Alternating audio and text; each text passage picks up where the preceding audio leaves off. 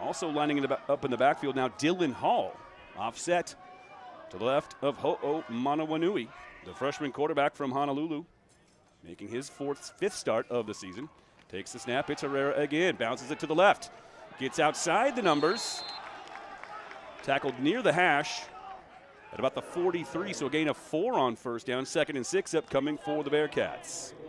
3 plays, 3 handoffs, all to Gabe Herrera, who's now got 80 carries on the season.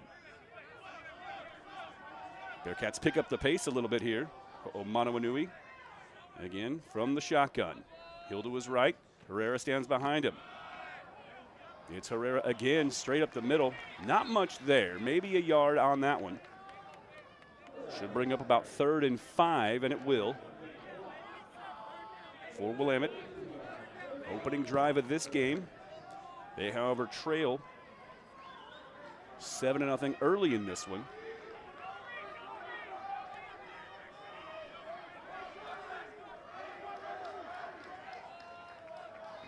Manawanui drops back, fires into the far side flat. It's caught and going out of bounds, I believe. It is. It's Justin Genovia, the leading receiver for this Bearcats team. But a penalty marker in the backfield. Let's check that before we get too excited. Although everyone's lining up at about that spot. So the penalty is declined. It was on Whitworth. 1st and 10 now for Willamette at the Whitworth 31. Under offset formation in the backfield. 2 wide to the left, 1 to the right. Handoff. Herrera gets into the 2nd level of the defense. Check that. That might not have been Herrera. Instead, that is Kahil Cooper on the carry. So Kahil gets his first carry of the ball game. It's very effective. Gain of 6. Down to the 25. Kahil Hooper, that's his 14th carry on the season.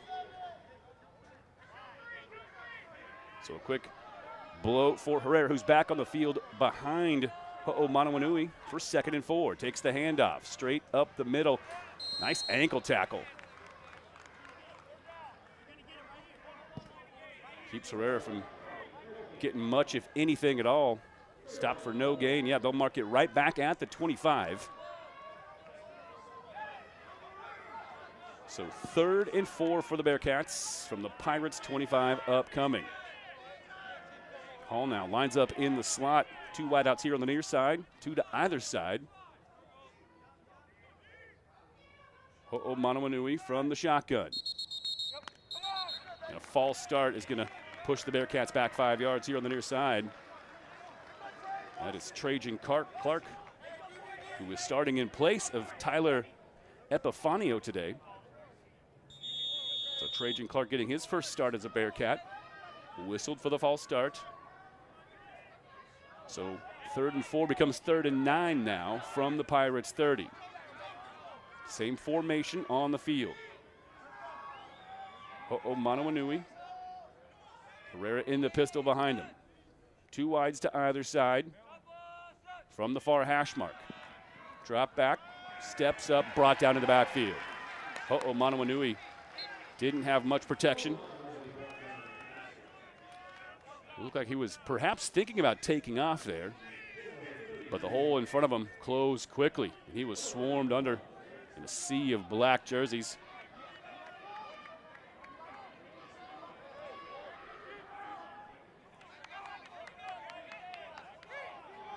So now 4th and 12 for the Bearcats. And they will go for it at the Pirates' 33-yard line. Similar formation to the last play, 2 wides to either side. Ho'o Manawanui awaits the snap. Herrera stands behind him. Takes the snap, drops back to about the 40, floats one. Miscommunication there. The receiver broke off the route. The ball sailed toward the end zone. But Justin Genovia had stopped in a spot at about the 20. So the Bearcats will turn it over on downs. A once promising drive for Willamette ends there. And Whitworth will take over after the turnover on downs at their own 33.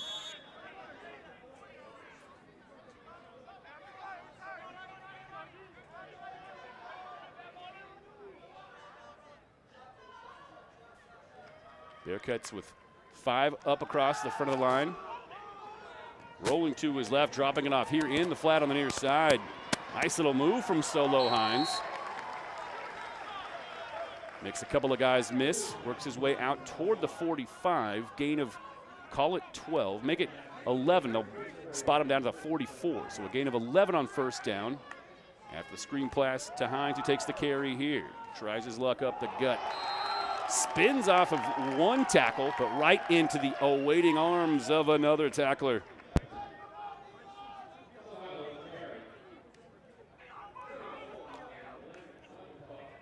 Manu Faleola with the stop, gain of 2. Credits Hines for picking up 2, but a huge stick right there from Faleola. Fells him, and it's 2nd and 8 now from the Pirates' 46. Another handoff, no. Play fake. Dumping off in the flat on the far side. Trying to shake the grips of his would-be tackler, Dylan Cook. He is eventually hauled down, but not before he moves the chains and moves the ball into Bearcats territory. Gain of 15 on that one. Down to the Bearcats' 41. So 1st and 10 for the Pirates.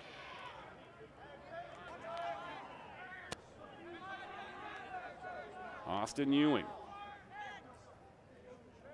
They've got 2 quarterbacks at Whitworth. Solo Hines on the carry again.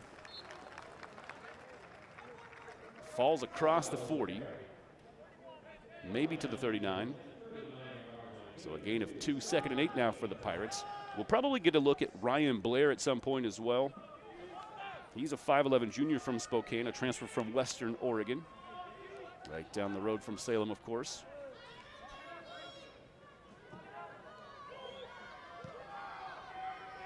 Now Ewing and Hines. We'll talk about the backfield situation for Whitworth here a little bit more. We've yet to see Luis Salgado on the field. He's actually their leading rusher on the season. But Solo Hines kind of seemed to reassume lead back duties last week after only getting 5 carries in the first 2 games. It was Hines who led the rushing attack for the Pirates. And that's already Hines' 2nd catch out of the backfield in this game. There's a gain of 5 on that one. So from the 34, it's 3rd and 3 for the Pirates. A huge play for the Bearcats defense. If they can stiffen here and force the Pirates into a decision on 4th down. Ewing drops back, flight, floats one over the middle, wide open, and I mean wide open. No defender within 10 yards of Dylan Cook. No doubt about that one. Thought he had a 77-yard touchdown on the game's 2nd play, but stepped out of bounds at about the 1.5-yard line. No question about that one at all. Ewing puts just enough air underneath that one, leading Dylan Cook into the end zone. And touchdown number 2 on the board, 10.5 minutes into this game for Whitworth. This is a very good Whitworth team. They're receiving votes in one of the 2 polls. Linfield, the only team ranked from the Northwest Conference. They are 6 in one poll, 8 in the other. 3-0 Whitworth with a 2-touchdown lead here with 4.5 left in the first.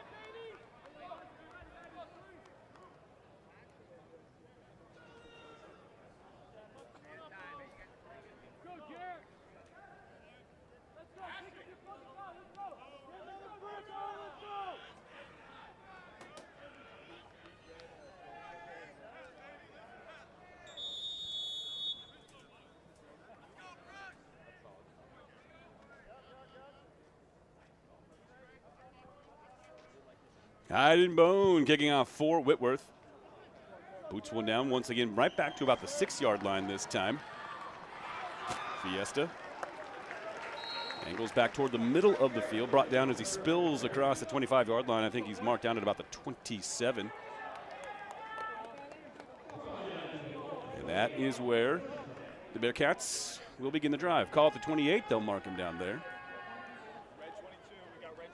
So the Bearcats in an early 14-0 hole in this one, their second Northwest Conference game of the season. Lost at Linfield last week to open league play, 70-14. Monowanui back in the shotgun set. Couple of backs with them. Dumps it off here in the flat. Nice little play design. Putting things up for Justin Genovia.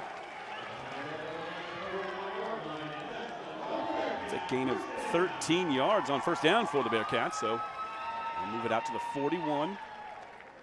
Bearcats will line it up here on the near side hash with a fresh set of downs. Monowanui, 3 touchdowns, 4 picks so far on the season. Might also get a look at Max Grizel at some point in this game. Big hole for a moment for Herrera. It closes quickly. Still, he gets into the second level of the defense. Credit Whitworth for shutting things down very rapidly. Looked like Herrera had some good room to roam, but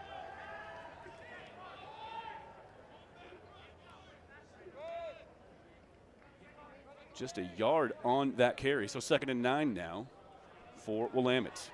Beautiful sunny day. It's got to be hot down on that field.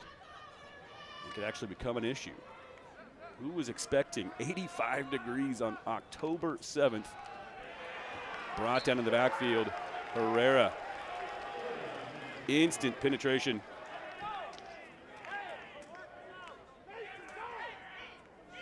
Ephraim Watkins. Nobody blocked him. Bolts untouched into the backfield and drops Herrera for a loss of 2. So 3rd and long now for the Bearcats. Call it 3rd and 11 from their own 40. 1 wide out here to the near side, 2 at the top of the formation.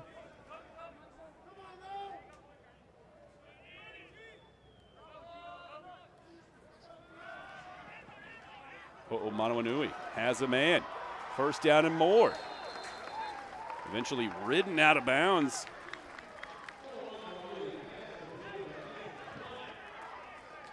That is Mason LaPlante. Now here's kind of a peculiar stat for Mason LaPlante in this game. Actually checked it. That is Trajan Clark making the catch. I have to get my binoculars out here at some point. That's Trajan Clark, who is in fact starting this game for the Bearcats in place of Tyler Epifanio. He lines up here on the near side. Fires across the formation. Goes Monowanui.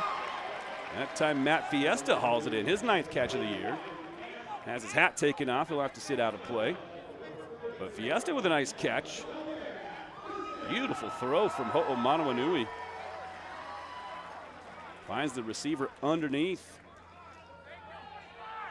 And the Bearcats moving the ball well here to open the game. Last drive did stall, and they turned it over on downs. Here it is, though. 1st and 10 from the Pirates' 33. Herrera runs it off the left side. Angles back between the hashes and is brought down at about the 30. Call it the 29, so a gain of 4. Nice little chunk on first down. Brings up 2nd and 6 for the Bearcats. Coach Shakwa calling in the plays from the sideline, the offensive coordinator for the Bearcats. Single setback, offset to the left of Monowanui. 2 wideouts to his left, 1 to his right. Play fake, rolls to his right, fires toward the end zone, has a man. It's intended for Justin Genovia. Good coverage on the play from Talidi Adams, one of the defensive captains for this Pirates team, was with him step for step. Good looking throw, but not much Genovia could do, and he could not shake the very tight coverage of Talidi Adams for Whitworth. So 3rd and 6 for the Bearcats. Ball rests between the hashes at the Whitworth 29. Ho'omanuanui surveys. Bears down, takes the snap. Handoff, Herrera straight up the middle, fighting his way forward, gets close to the line to gain. We'll see where they mark him down. Herrera just lowered the shoulder, tries to power his way to the sticks. And looks like they'll mark him just barely short. It will be 4th and about 1.5 feet for the Bearcats. Dylan Hall back on the field. Bearcats bunch things up on the left side. Ho'omanuanui, shotgun snap. It's Herrera straight ahead, has the yard to gain. And that is enough to move the sticks. It wasn't much, but all they needed was about 1.5 feet. And the line judge will, in fact, ask the chain gang to get them moving. So here come the Bearcats. Down a couple of scores early in this one. As we close the first quarter, it is Whitworth with a 2-touchdown lead, but the Bearcats with a fresh set of downs threatening on the other side of the break.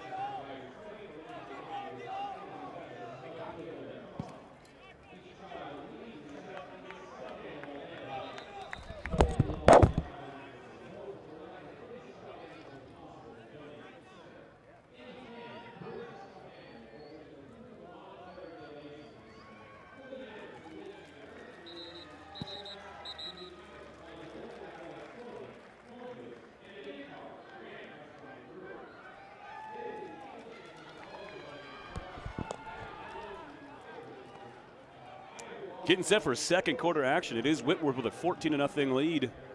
However, the Bearcats on the drive. They've got a fresh set of downs knocking on the door. From the Pirates, 22. 4-3 formation for the Whitworth defense. Ho'omanuanui with a couple of backfield options, including Kahil Cooper, who's back on the field. He takes the handoff. No, play fake. Rolling to his left. Has a lot of space in front of him. Ho'omanuanui inside the 5. Gets into a slide. He's defender draped, winds up draped across him. No flag on the field. But Ho'omanuanui doing it with his legs. A gain of 17 on that one. And 1st and goal now for the Bearcats at the Pirates' 5-yard line. Everything breaking down in front of them. Ho'omanuanui just wisely tucks it and goes. Got out in space. Gain of 17. 1st and goal, Bearcats. Hooper tripped up in the backfield. Might have gotten back to the line of scrimmage, but I believe it's a loss of at least half a yard, and it is. They'll mark him down just outside the 5, call it the 6. So technically a loss of 1. Actually, they will, in fact, spot the ball down right at the 6-yard line. So 2nd and goal after the loss of 1 on 1st. Hooper stays on the field as the single setback offset to the right of Ho'omanuanui for 2nd and goal. 2 wide to the right. The near side receiver will motion across. That's Genovia. Settles into the slot on the right side. Ho'omanuanui has some space. Takes off, gonna get into the end zone. Ho'omanuanui just sort of slow playing it.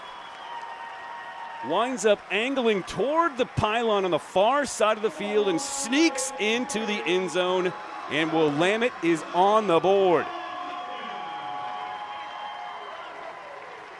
Not too shabby. Micah Ho'omanuanui doing it himself.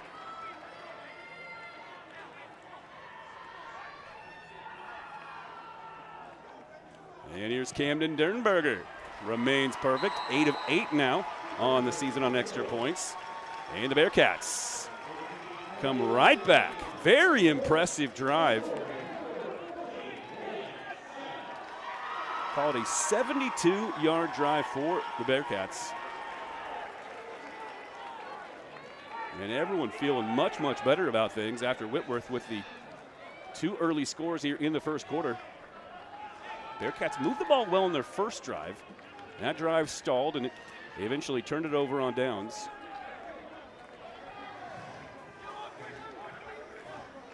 But Ho'omanawanui looking very confident in the pocket, sliding to his right a couple of times, finding the open man, completing passes. Herrera with a couple of very nice carries, including picking up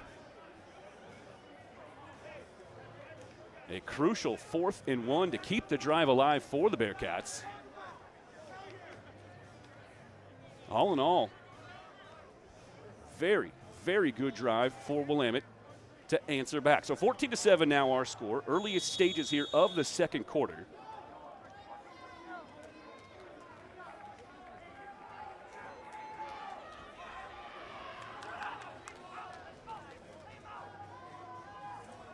Sternberger set to kick things off for the Bearcats. Bearcats in, of course, their gold jerseys. Sternberger short kick might angle its way out of bounds. It's actually mishandled and bobbled out of bounds. A mistake on special teams for Whitworth.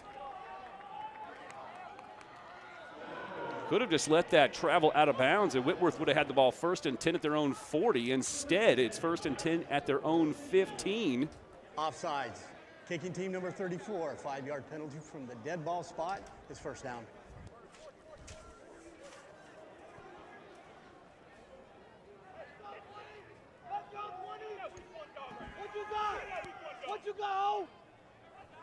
That could prove costly for Whitworth. Whitworth. Quite sure what the delay is on the field. Correction will be 5-yard penalty and re-kick. Well, as we get a look at the Bearcats' defense as they make their way back onto the field, remember, everybody, this is a defense missing a very big piece. All conference, everything defensive end, Keaton Adams. Well, he graduated out of the program, of course, but a number of guys have stepped in and stepped up in a big, big way so far for this Bearcats defense. Let's start with the play and all-around effort of La'alike. He's done a little bit of everything so far as one of the new anchors of that front 7. Right now, coming into today's game, La'alike leading the team in tackles by a very comfortable margin. He's got 29 so far this year, 2.5 of which are TFLs. One of those is a sack. And by the way, he's also forced a fumble, picked off a pass, and broken up another.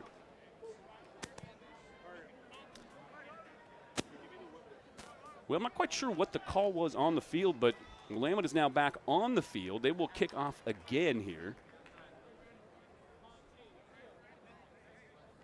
And we're getting word now that Willamette was actually called offside. I did not see the penalty marker thrown, as of course, as we're just following the ball down the field. Of course, the marker thrown here where the ball was kicked.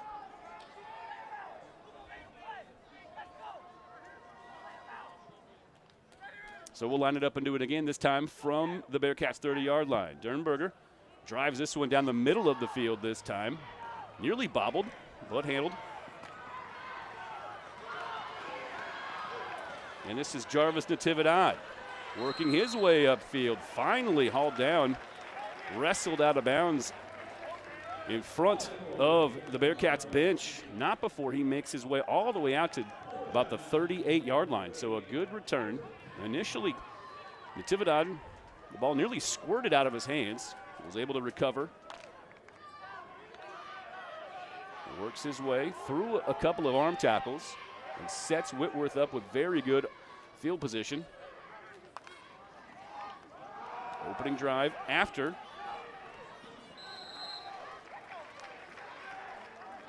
the Bearcats touchdown. And now we will, in fact, get our first look at Luis Salgado. He takes the carry.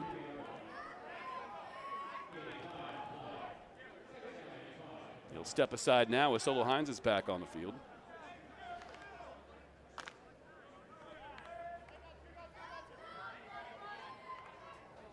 We're also getting our first look at Ryan Blair as quarterback for the Pirates here in this game. Takes the shotgun snap, hands it off to Hines. Straight ahead, falls across the 45. Gain of maybe 2 on that one.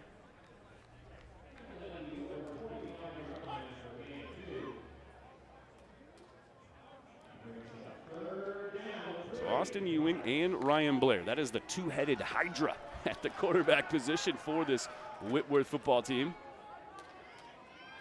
Blair looking back over his shoulder. Plenty of time on the play clock. Hines shifting to the right side. Offset. Blair looks one way, comes back the other, dumps it off to his check down. That is Solo Hines. He's got enough for the first down in Bearcats territory. Already the 3rd catch of the day for Solo Hines. As you are getting a good long look at his versatility. They'll bring Salgado back onto the field, so this will be, if I'm not mistaken, our first play of the contest with both Hines and Salgado, the 2 tailbacks for Whitworth. However, Hines will line up here on the near side. Now he'll motion back across the formation. The handoff goes inside. Wow, breaking a tackle and breaking free at Salgado. A penalty marker flies, however. I think this will come back. That looked like it was a hold on Whitworth, so hold everything. For the moment anyway, Salgado finds the end zone, but I think it is coming back. And it is. There is the indication from the head judge. Standing astride the 35-yard line of Willamette. Obviously a very costly penalty. Salgado was already into the back end of the Willamette defense when that marker flew. He had first down yardage, and Moore was, of course, on his way to score, but was freed up after he'd already piled up 13, 14 yards on that carry before the marker was thrown. That will back Whitworth all the way back into their own side of the field.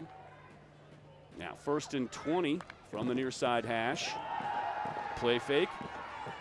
Drops back Blair. Floats a pass down the seam. It's broken up at the last moment.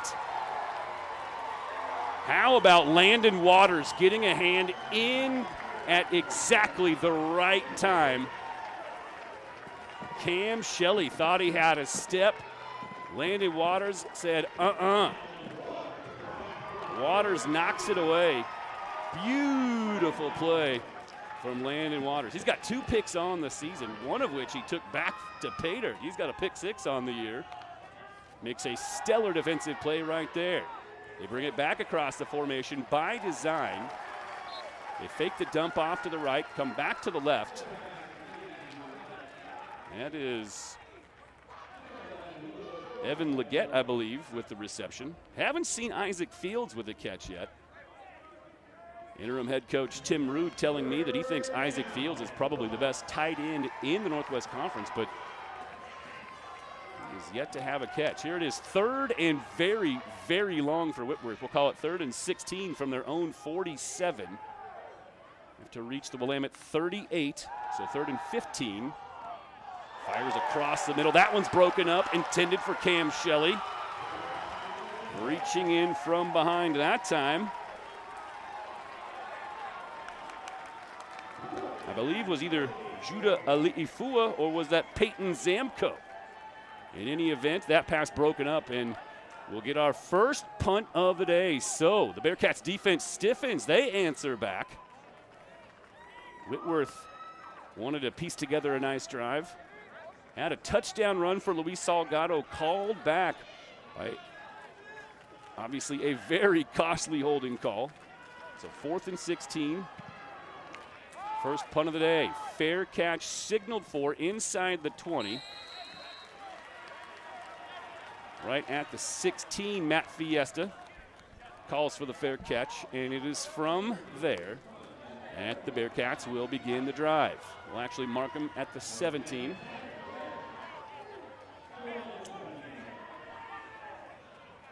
So the Bearcats defense holds court. 14-7 our score. A little under 10.5 minutes left in the first half. Bearcats from the far side hash. A couple of setbacks to either side of quarterback Micah Ho'o Manawanui. Had the touchdown run on the last drive. Opens this one with a handoff to Gabe Herrera. He goes straight ahead, falls across the 20-yard line. Gain of 3, maybe 3.5. We'll see where they mark it. Well, they actually spot him short of the 20, so pardon me. A gain of 2 on that one. 2nd and 8 for the Bearcats. Genovia at the top of the formation. Couple of wides to the near side. Manawanui awaits the snap. Handoff, it's Herrera again. Right up that same hash. Rides a couple of defenders across the 20, maybe to the 22, even 23. They will spot it at the 22, so a gain of 2 more. And it is now 3rd. And, well, 3rd and a long 5, we'll call it.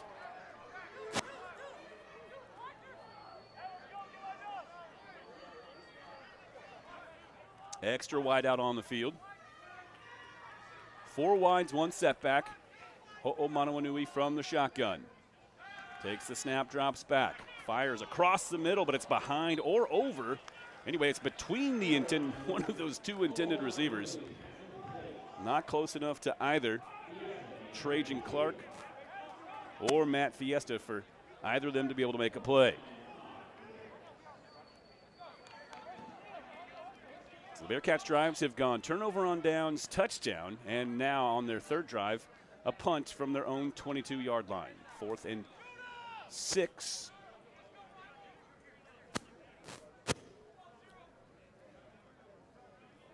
believe it's Riley Morrison back deep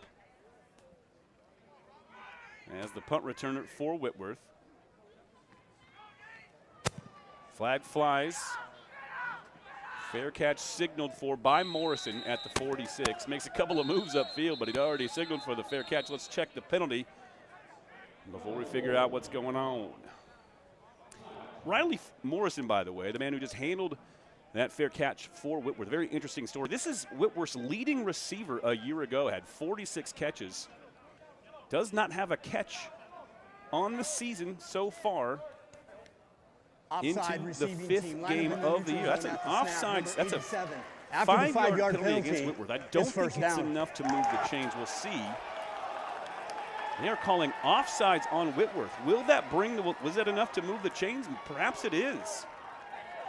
It was 4th and a long 5. They will move the chains. Wow, so a costly penalty on special teams. Just a mental mistake for the Pirates. Cost them a possession.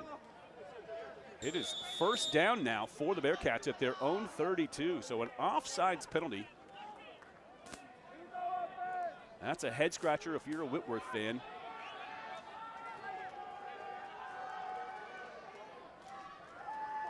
A fresh set of downs, though, for the Bearcats. Here comes Manawanui. Delayed handoff. Little hesitation move from Herrera before he hits the gas. He is, in fact, handled, though, right at the line of scrimmage, so no gain for Herrera on that one. By the way, if you're looking at live stats, we still do not have them. From what I understand, our sports information department is hard at work trying to get our live stats working. So our apologies for some technical delays on that end of things. 2nd and 10 for the Bearcats from the 22. Manawanui takes the snap, drops back, now will take off. Oh, he might have been across the line of scrimmage.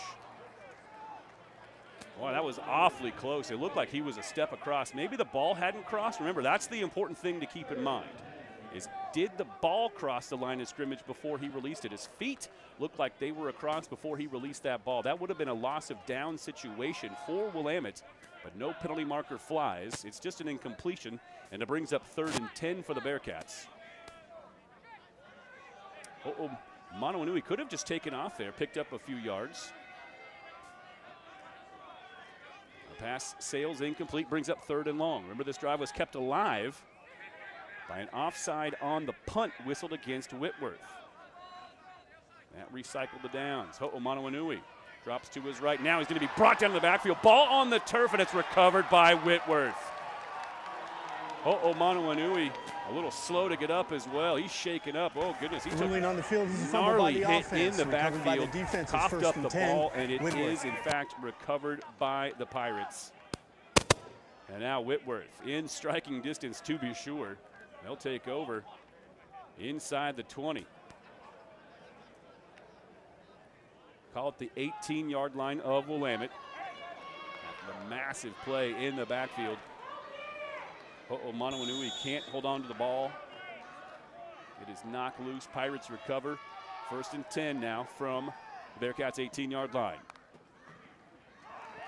Little toss to Solo Hines coming across the formation. Shakes free of one tackler. Now ridden out of bounds here on the near side. Gain of 9 on that one.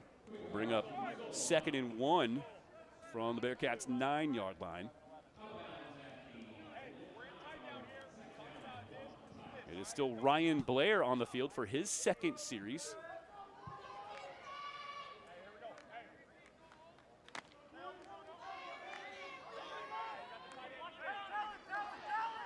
Blair with Solo Hines behind him. Little pistol formation. They'll drag a receiver across the formation.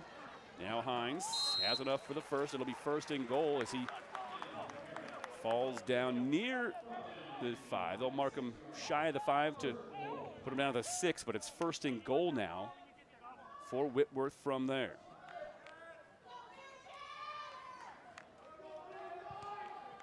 Cam Shelley off the field. Natividad back on. He'll line up here on the near side with Dylan Cook in his hip pocket. Bunch formation to the right side here for the Pirates on 1st and goal. Handoff, Solo Hines. Gang tackled at about the 5. Didn't get much at all. 3, maybe 4 guys fly to the ball for Willamette. Not quite sure which was the first guy to him or the last guy off him.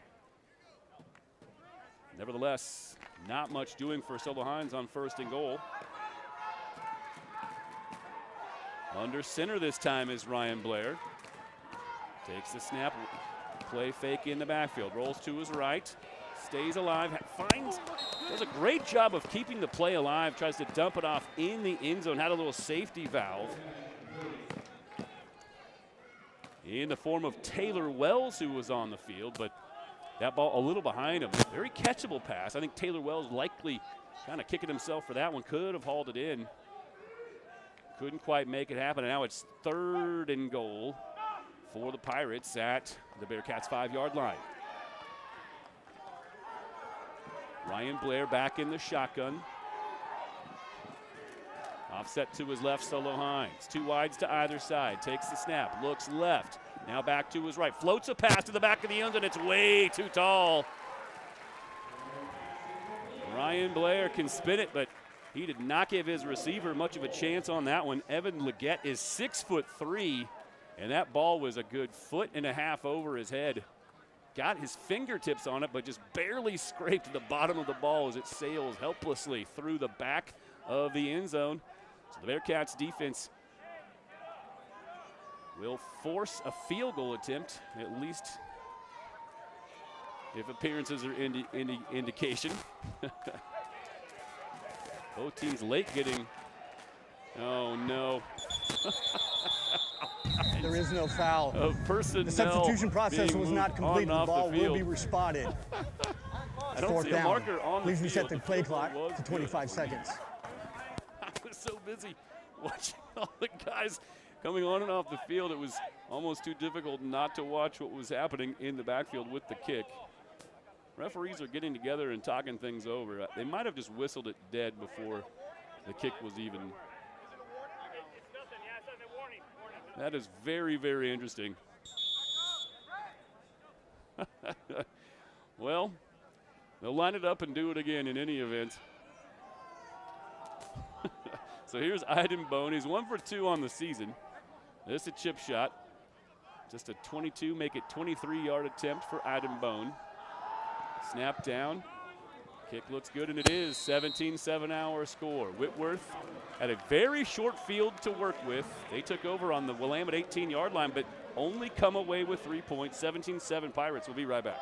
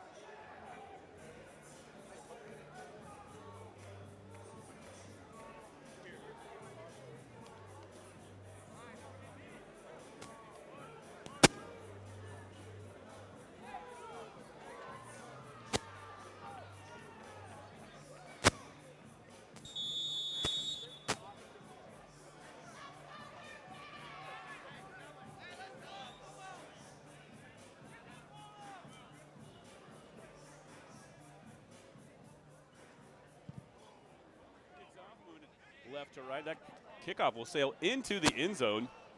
And we've got a touchback. So the Bearcats will open their next drive from their own 25.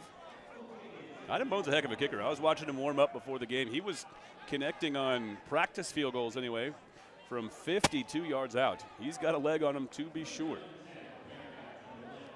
17-7 our score. Willamette has done a very nice job moving the ball thus far in this game against a very, and I mean very tough Whitworth defense. This is a team that doesn't surrender many yards, and they don't cough up a lot of points.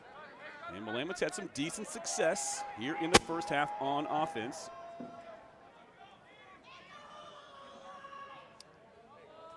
So great to see Ho'o Manawanui back on the field to open this drive for the Bearcats. He was shaken up. Remember, he on kind of a busted play last time on the field for the Bearcats. He turned the ball over.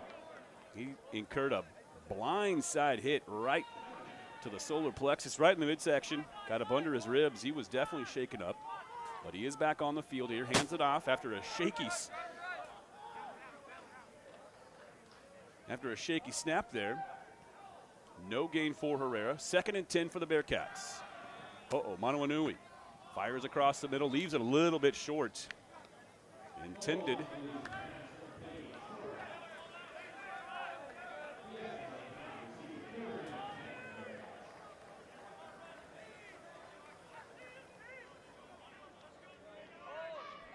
I believe for Nick Goff that time.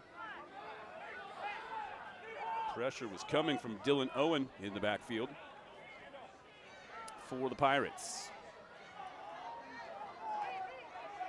Pirates will stay in a 4-4-3 here. 4-3-4, I should say. Motioning across. Justin Genovia settles into the slot on the far side of the formation.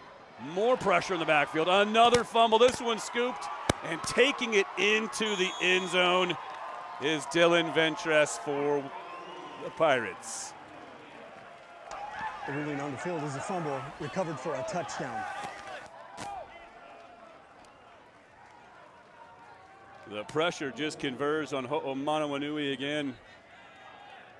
He coughs it up for the 2nd consecutive series, turns it over for the 2nd consecutive series, and that time, strip sack, scoop, and score. Not sure who got the hit, but it was Dylan Ventress who waltzed into the end zone. And just like that, after the Iden Bone extra point, it is 10 points for the Pirates in the span of about 35 seconds. So now it's a 24-7 contest.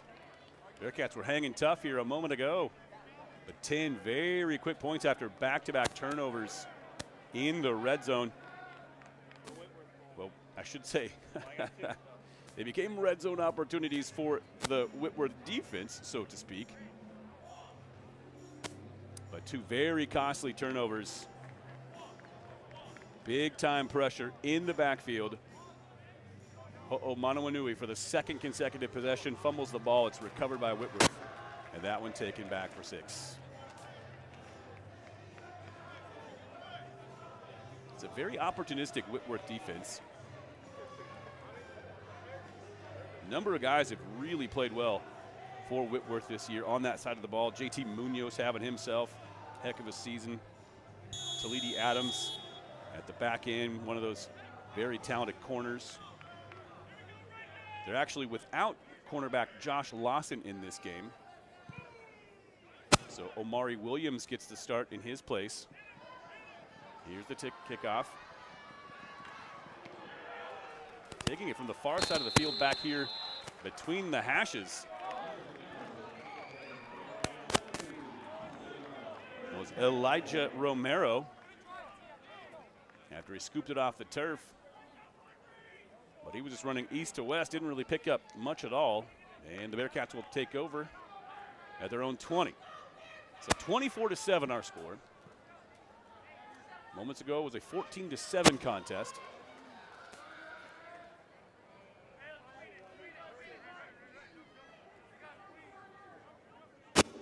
Ho'o Manawanui back on the field in the shotgun, awaits the snap. Brings a man in motion, Fiesta. All the way across Now bunch formation to that far side. It's a handoff for Herrera. Nice job of setting the edge. Luke McCorkle out there just was not going to let Herrera get outside the numbers at all. Forced Herrera back upfield and into the awaiting arms. Well, the next man up for the Pirates. Still a 3-yard gain for Herrera on that play, but it could have been a whole lot more if McCorkle lets him get around him. Genovia motions again. Settles back into that familiar spot there in the slot. Herrera on the carry again, bounces it right, now cuts it back upfield. Nice little carry. The pile continues to push him forward. Still short of the line to gain by at least a couple. So it'll be 3rd and short here for the Bearcats. Committed to grinding it out on the ground. Still got to run the ball. Last couple pass attempts for Willamette have resulted in turnovers after Ho'o Manawanui was hit in the backfield and had the ball jarred loose each time. Ho'o Manawanui takes the snap. 1-step drop, fires back to the far side. It is in fact a completed pass, I believe, but he's just short of the sticks. They will mark him short. It's an odd spot. That Fiesta had the catch. They'll actually mark him down more than a yard shy. And the punt unit will come back to the field for the Bearcats.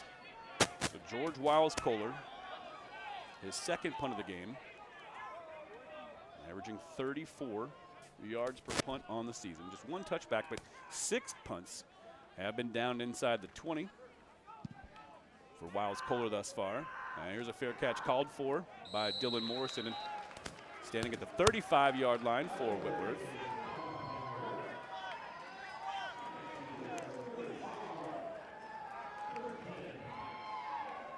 And it's from there that Whitworth will take over with 3:22 showing on the first half clock. 24-7 our lead, our score. Pirates now with a 17-point advantage. And yep, Austin Ewing back on the field under center. Well, from the shotgun anyway. Rolls to his right after he takes the snap, dumps it off here. Now we finally get a look at Isaac Fields. Penalty marker flies as Fields is upended, and he might be hurt. He is. He is slow to get up here. Let's hope he's all right. That's his first catch of the game. Isaac Fields is an immensely talented player and a big, big part of this Pirates offense. He is still down, attended to by trainers from both teams now. Let's really hope he's okay. We'll step away here for just a moment on the Bearcats Network. Illegal block in the back. Offense number 7. 10-yard penalty to the previous spot. Replace 1st down.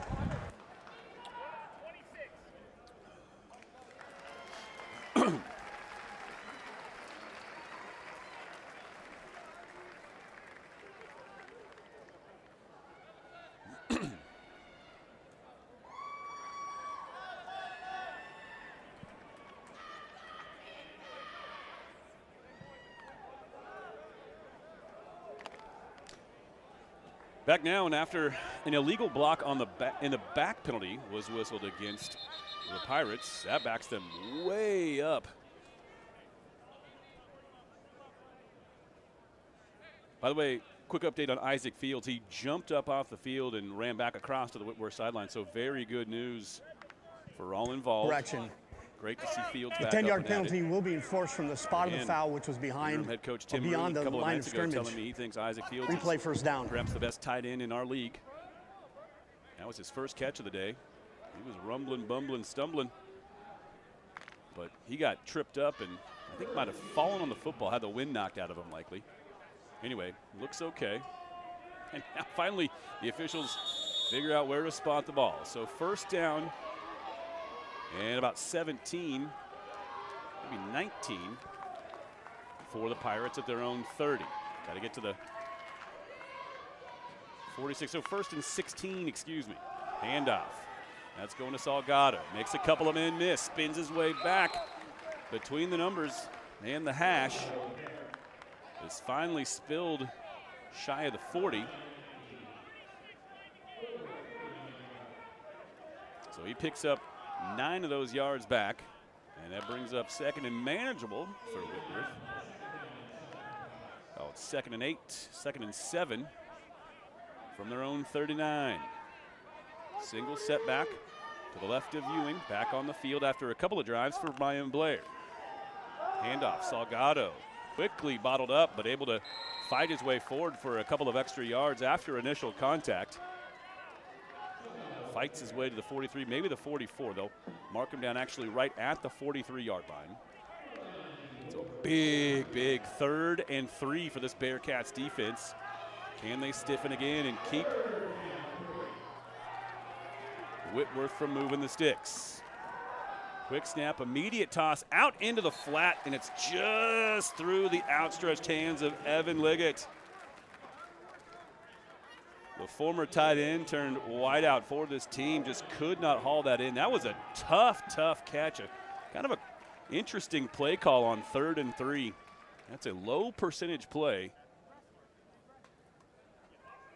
But the Bearcats defense has the answer. They force Whitworth into a 4th and 3. So on to punt is Spencer King. Takes the snap, gets it away. Fair catch immediately signaled just across the 25 by Matt Fiesta. So with 1 minute and 47 seconds and all 3 timeouts to play with, the Bearcats offense will step back onto the field. You know that interim head coach Tim Rude and this Bearcat squad would love to get at least 3, certainly 7 would be nice going to the locker room. They trail 24-7. 107 seconds left, all 3 timeouts in the pocket. Monowanui back on the field, single setback behind him. Motion man is Fiesta. Settles into the slot on the right side of the formation. So 3 up top, none to this side. Firing across the middle, has a man, but it's behind him, but reeled in, what a catch! Mason LaPlante. Wow, what a play. That pass was thrown behind LaPlante. It popped up in the air for just a moment. Incredibly athletic move from LaPlante to keep it alive, able to reel it in. Works his way upfield into Whitworth territory, and it's 1st and 10 for the Bearcats at the Pirates' 46. Minute 22 to play. Monowanui takes the snap, looks left, steps up, gonna take off. Brought down on the numbers across the 40. They'll mark him down at the 39. The clock will stop. I believe the Bearcats will call for their first timeout, and they will. 1:06 left here in the first half. Willamette, their first of the half. We're back in 30 seconds on the Bearcats Network.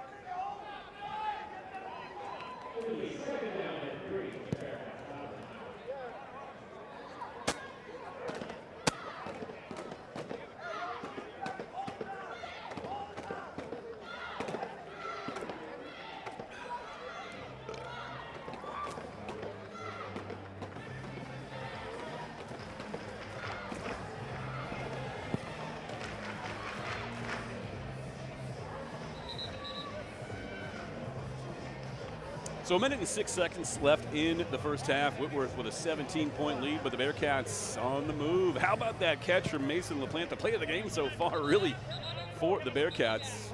By the way, that's Mason LaPlante's 3rd catch. I alluded to this, but never quite finished the point. Mason LaPlante, coming into today's contest, had 2 catches on the season, but both of them had gone for touchdowns. That is maximum efficiency. That catch was incredibly brilliant, but it didn't go for 6, Mason. We're a little disappointed here in the broadcast booth. Kidding, of course, incredible athletic stuff from LaPlante. Next play of the drive, rolling to his left. Monowanui tucks it. Trying to fight his way back to the line of scrimmage, will actually be brought down a yard shy. The clock will run. He was brought down inbounds, could not angle his way out of bounds. So 52, 51, 50 seconds left. Bearcats still with 2 timeouts. This is going to be a decent-sized third down for Willamette. 40 seconds, under 40 to play. Bearcats really taking a lot of time here.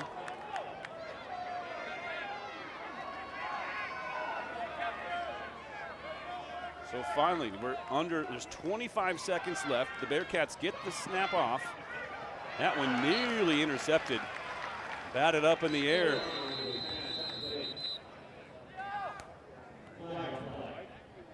Nice little defensive recovery for Ryan Kinney on that play as he dropped off into coverage.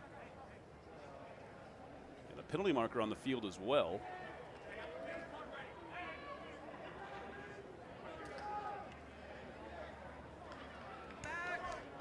Holding. Offense number 56. That penalty is declined. Holding penalty whistled against Willamette, but it's declined by the Pirates. And that will bring up fourth down for Willamette. So 21 seconds showing on the clock.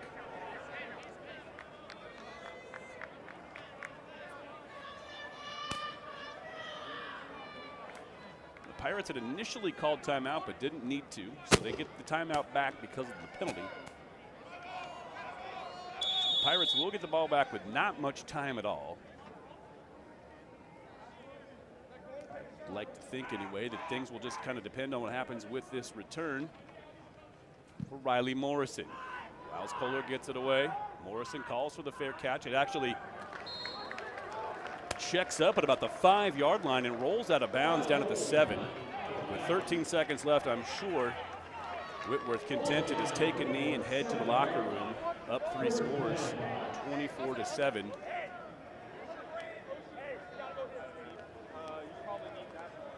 think so? Whitworth. Well, that last drive for the Bearcats started off in such promising fashion. An amazing catch from LaPlante, able to haul it in. Sort of popped it up in the air to himself. Actually, look at the Pirates looking downfield. Here's Isaac Fields back on the field. Good open field tackle in space. Pirates will hustle back to the line, but not before the halftime clock expires. That's going to do it. 24-7 our halftime score. That is the end of the first half. We're going to step away for an extended break here in very sunny Salem. Thanks for being with us for the home opener of Willamette Football 2023.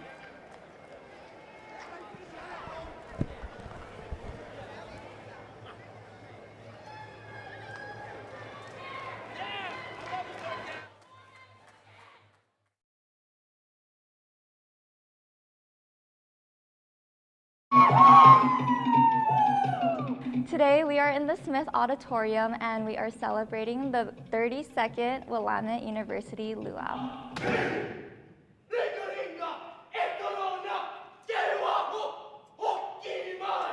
Yeah, it was really nice being able to see the audience out there today and the smiles on their faces. It was also lovely hearing their cheering. But yeah, I really hope that they were able to take a piece of Hawaii with them today and hopefully share their aloha spirit with others as well.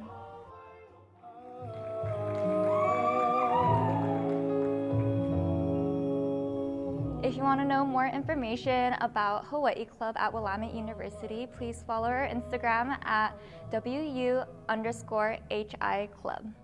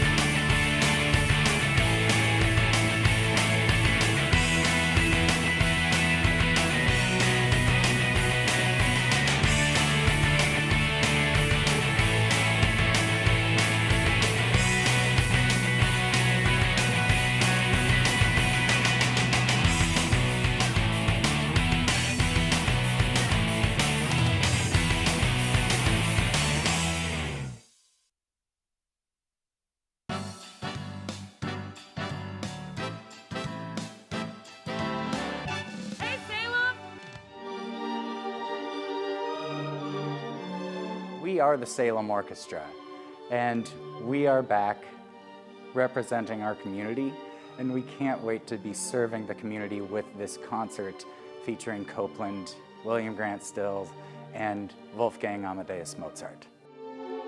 Our piece by Copeland is Appalachian Spring, which is about recovering and coming back from a difficult time.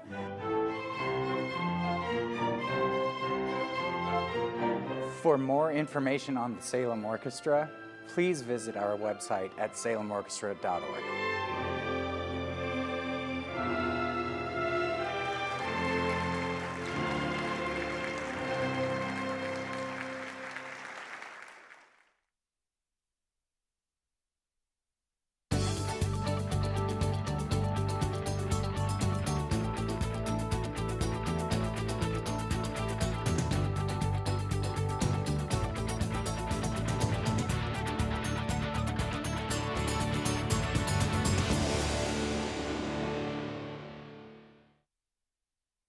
What seemed to be the entire community of Salem gathered at Marion Square Park on Saturday, September 16th to attend and to lend a helping hand at this year's Punks in the Park. Punks in the Park is Salem's fastest growing music and resource festival for at-risk youth.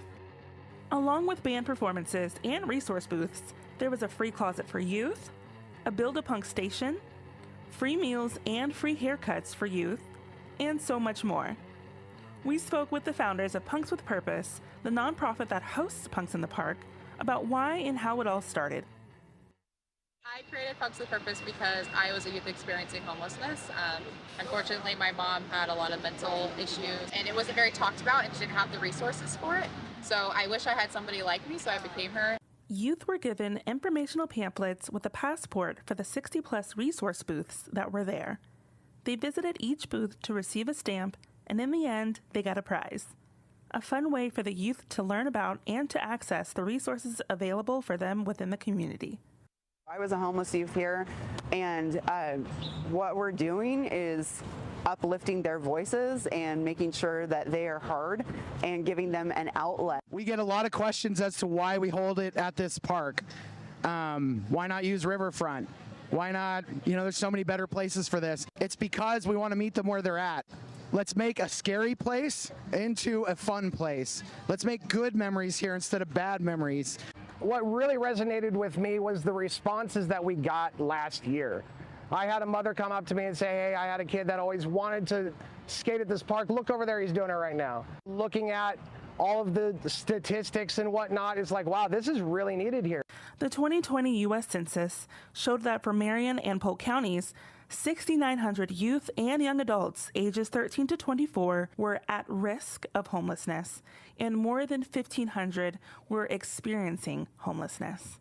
It started with us in a coffee shop being like, hey, even if we have to barbecue, bring some resources and a boombox, we just need to get youth involved and be like, hey, we have elder punks that are just like you, that we survived, we're here to inspire you, we're here to love on you, we're here to support you, and then it turned into a concert, so here it is. Right now, our biggest impact is our resource event. We have 60 youth-based resource tables here, which is absolutely wild. You have to serve youth in order to be able to participate here. One resource, Heart to Souls, showed up to do their part as well. Heart to Souls was founded by Micah Cisco and Brian McMullen with the mission to provide local foster youth with a new pair of shoes. We were able to put together about 50 shoes for some of the local youth, and we have them all here ready to go. So they're going to be swinging by picking up their shoes. We have a ton of resources here that are youth focused, but a lot of these youth either don't know about it or are not allowed to reach out to these places. And that's the reason why we do something like this. Hey, we're going to a concert, right on. Hey, there's resources too. Some of the youth that we encounter don't have good days. This is a good day. We give them the stage, we let them tell us their story, we let people hear. The youth are smart, they know what they want, they know what they need, and they need us to listen more than anything. Our youth are very strong and they're very durable, but they shouldn't have to be. We should be the ones that's empowering them and supporting them. I want the youth to be able to come in here and be like, oh man, what's this? And then leave knowing that they're empowered, supported, that they have community resources, that they can see somebody walking on the street. They see me on the street being like, hey, yo, you're the CMO, and like know that they have a community around them that will guide them and like help them when they're in need. Punks with Purpose officially became a nonprofit as of this year with a mission to provide perspective on the challenges threatening our youth today. To see our community rising up for our youth is everything to me. There's a lot of organizations that are doing some awesome things for our youth. You can always hit us up at punkswithpurpose.org and we can, direct you or guide you like, hey, I have this skill or I have this knowledge. I want to help, how can I help? We can help direct you and guide you to maybe somewhere where you'll just click and you'll be like, this is great. Much love to our community, because if it wasn't for you guys, we wouldn't be able to do something this big and reach as many youth as we have. If we all come together, we can help them turn into really functional members in our community and keep this thing growing on and on. To find out more about Punks with Purpose, visit their website at punkswithpurpose.org and find them on Instagram, Facebook, and TikTok.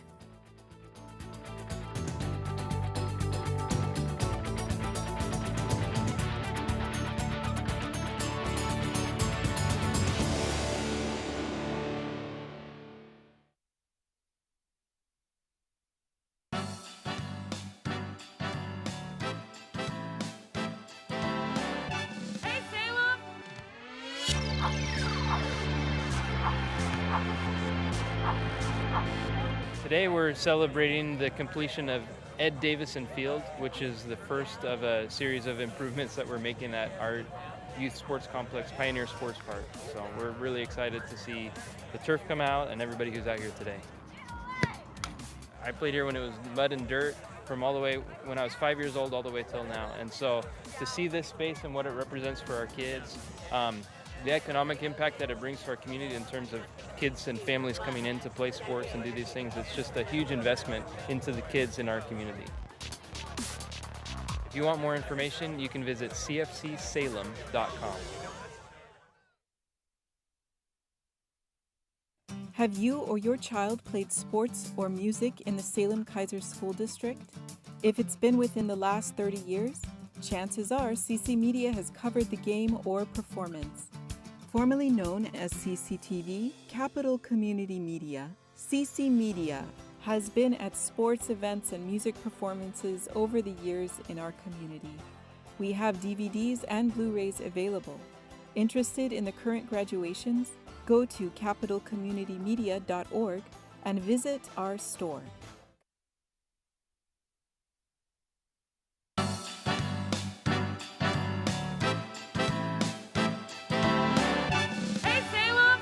McMinnville, you've been a wonderful town. This is a great festival. We love you. UFO Festival all the way, baby. Yeah! When I was a kid, I was sleeping and I woke up and there was a light outside my room, so I went out and there was a giant light in the sky. And ever since then, I've been just enamored with the UFO experience. I think it's just a way for people that kind of believe the same kind of extraterrestrial thing to get together, whether they're here as a serious thing to come and listen to speakers and educate themselves, or just here to dress up and have a good time. From a galaxy far, far away, one day we shall meet again.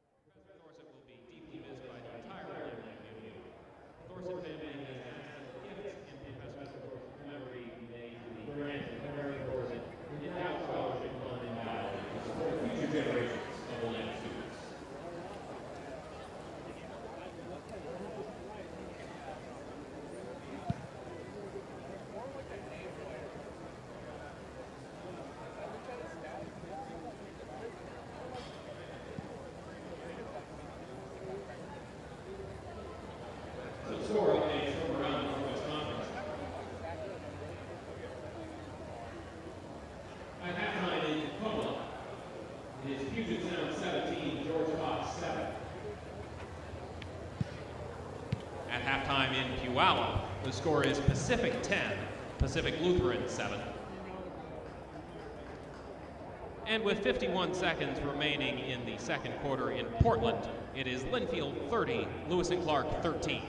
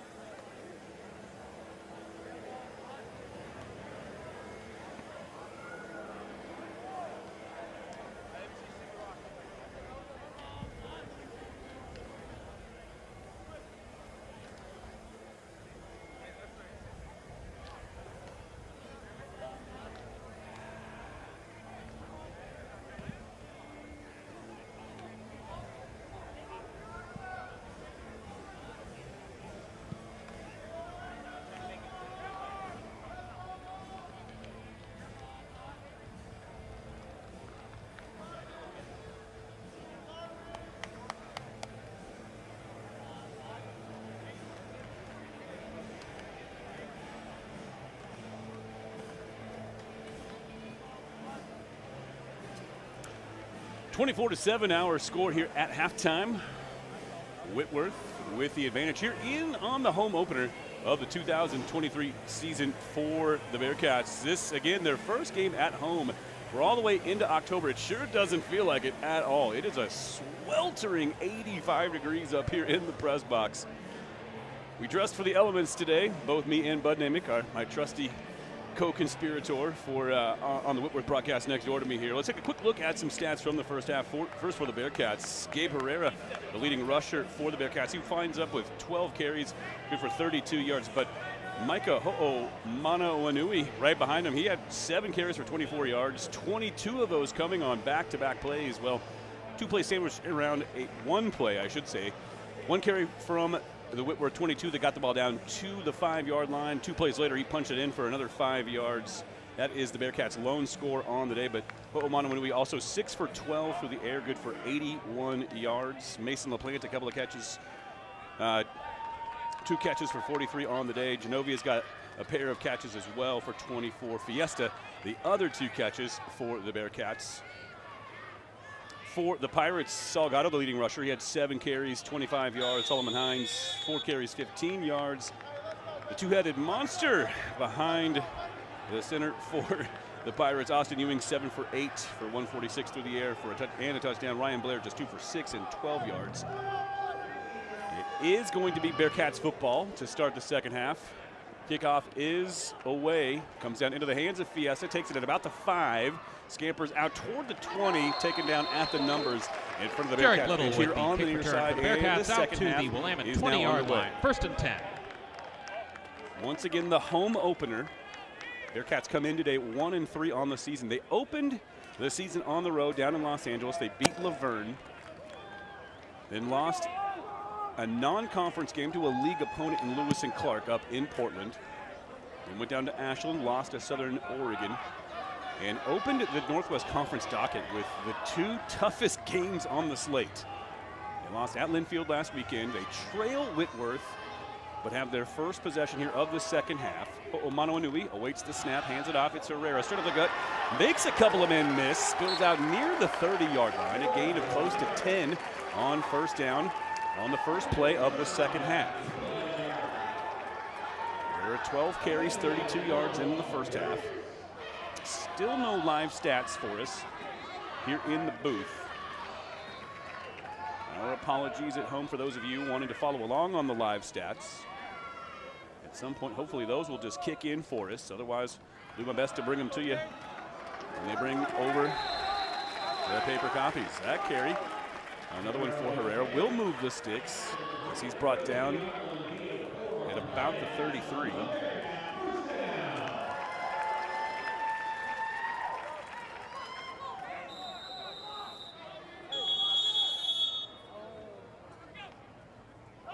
Timeout for an injured player of the offense. So first and 10 for hey, protect these. Protect the knees and ankles.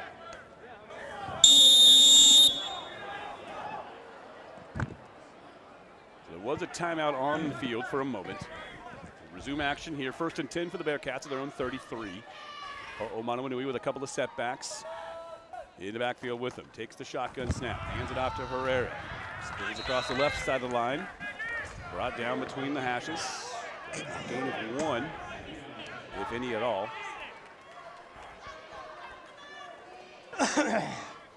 This is a tough front. This Pirates defense has some dudes. JT Munoz, Alex Smith, Justin Geese, Ephraim Watkins.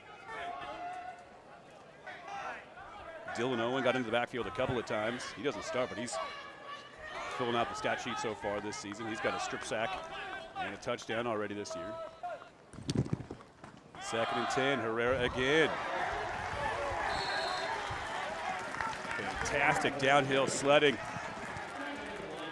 How about Herrera picking up a big chunk? Turns second and 10 into third and 2. Gain of 8. Willamette continues to test the teeth of that Pirates defense. Varying degrees of success. Sometimes big chunks for Herrera, sometimes nothing at all. Ho'omanuanui flanked.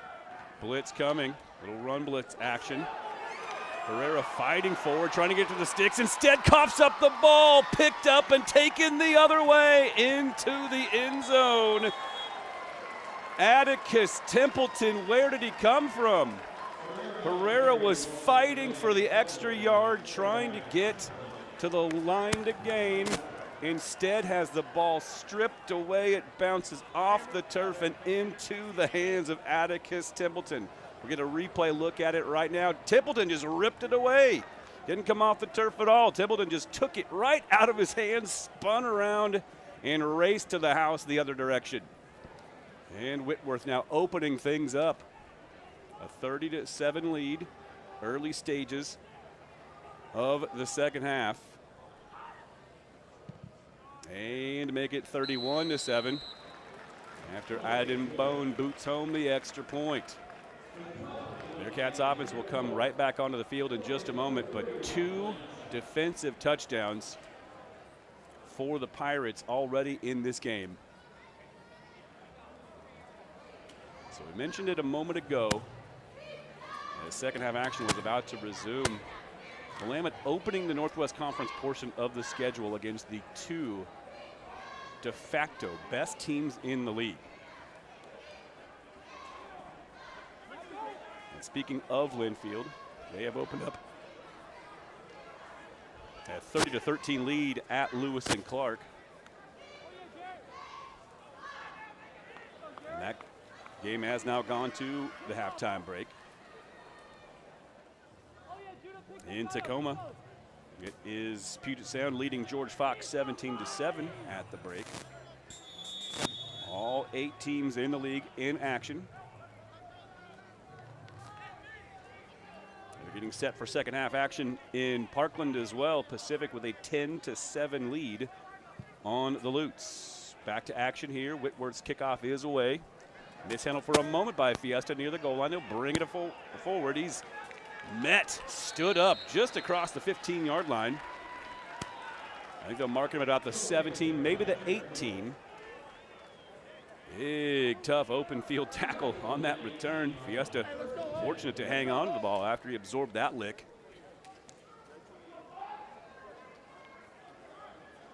But 3 turnovers now in this game for the Bearcats. They were able to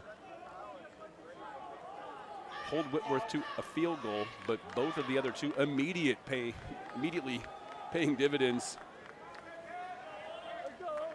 2 fumbles returned for touchdowns, so 17 points off of 3 Willamette turnovers, 2 of which in the waning moments of the first half. Ho'omanuanui on first down, fires down the field. Pass batted up in the air, nearly hauled in on the second and third effort of Matt Fiesta.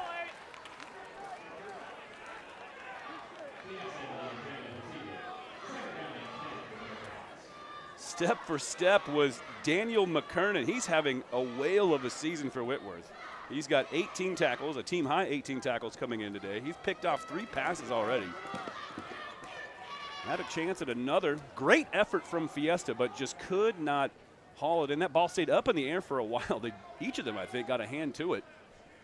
And finally, as Fiesta went to the turf, he still had a shot at that ball. It was still live, but could not quite haul it in. So 2nd and 10 now for the Bearcats. Every wide out here to the near side. That pass tipped, knocked up in the air. Genovia still was coming back toward it, thought he might have a play, but couldn't make his way to it. Not quite sure who got a hand on that one in the trenches. But it brings up 3rd and long for Willamette from their own 18-yard line. LaPlante will make his way back onto the field.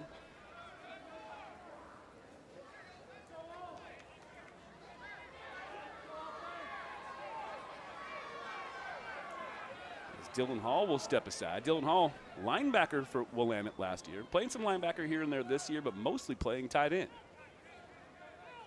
Motion man is Fiesta. Settles into the slot on the near side. Ho'omanuanui takes the snap. Fires into the flat on the left side of the field. That pass off the hands, I believe, of Trajan Clark. Falls incomplete, and it's 3 and out for the Bearcats on their first possession of the second half. Whitworth already with points here after Atticus Templeton just ripped the ball away from Gabe Herrera, fighting for extra yardage, trying to get to the first down marker on that last Willamette possession, but Templeton just took it away, raced the other way.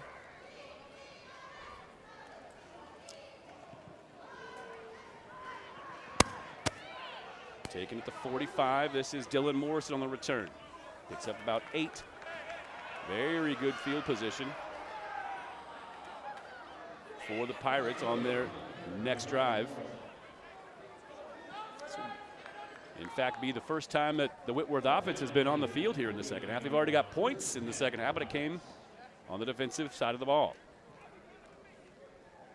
They will, in fact, trot Austin Ewing back onto the field with Luis Salgado behind him. It's been an interesting rotation for Whitworth in the backfield. Salgado was the bell cow for the first 2 games, but last week, carry split nearly evenly between Salgado and Solo Hines. Good looking pass there across the formation. Ewing finds Leggett for a big chunk play. Leggett in space, able to work his way down for a gain of 15. They'll mark him at the 22.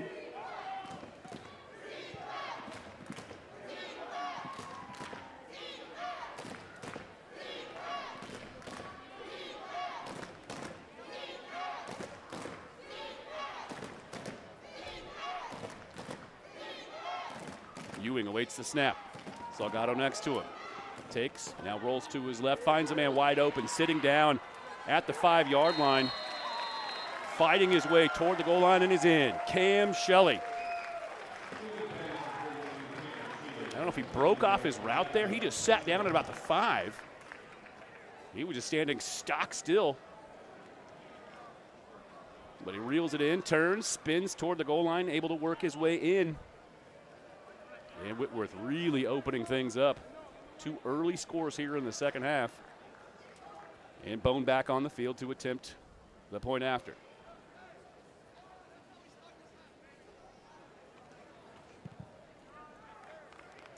Point after try, up and good. And it's 38-7. Whitworth is rolling once again. They've been rolling through the early portion of their season, showing little sign of slowing down here so far today. 38-7 our score on the Bearcat Network. We'll be right back.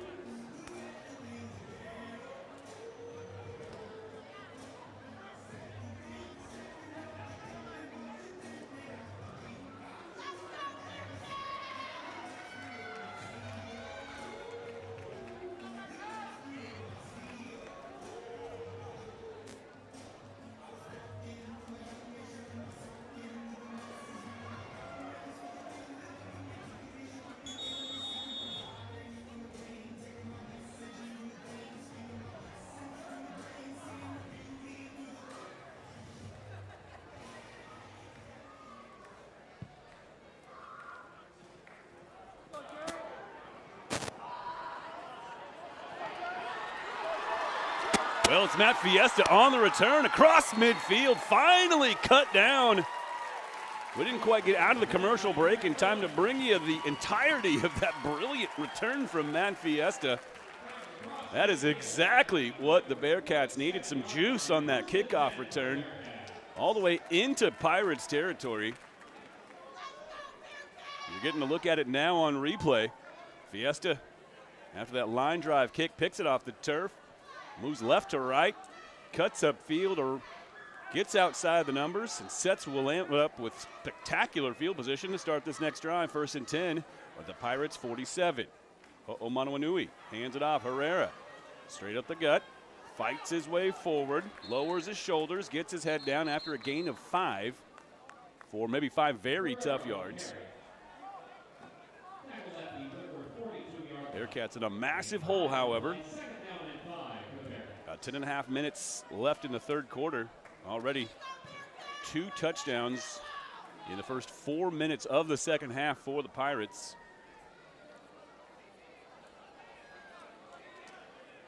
2nd and 5 for the Bearcats at the 42.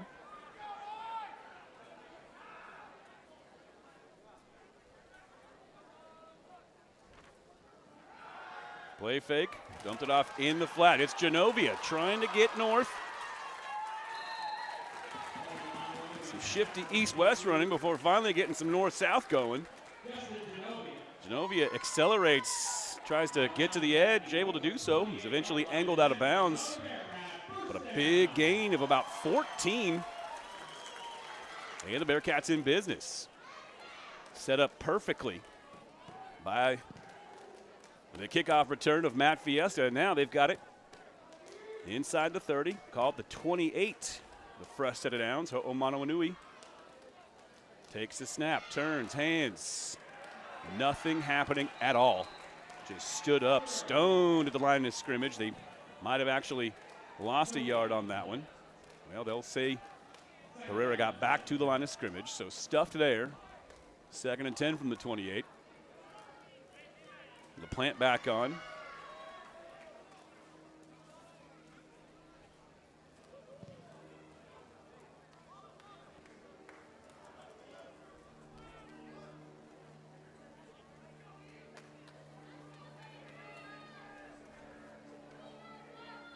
Fiesta isolated down here at the bottom of the formation. Single setback Herrera. Ho'omanawanui steps up, tucks and goes, slides down. Might have taken a hit in the back as he slid, and he did. Flag flies. We will have a personal foul tacked on to the end of this play. It'll be half the distance because they're inside the 30. So I think his slide probably started at about the 24, maybe the 23. They'll tack off, they'll walk off another 11 or 12 yards from there. It will be first down outside the 10. After the play, personal foul, late hit. Should be marked down at about Defense the number 11, 93, maybe half the 12, distance to the goal line. where they Automatic. determine number. Ho'omanawanui started that slide. So it'll be 1st and 10 in the red zone for the Bearcats. In fact, they'll set it down right at the 12-yard line. Make it a 13, in fact. So from there, the Willamette's offense will go back to work. Dylan Hall lines up as an extra tight end on the formation. Just over LaPlante on the left side. Stack to the right. Herrera, the single setback in the pistol, takes the handoff. No, play fake. Floats a pass toward the end zone, broken up a little bit behind the receiver. Ho'omanawanui could have led the receiver a little bit further toward the ball. LaPlante was there, had a step on his man. But Ho'omanawanui leaves it just short.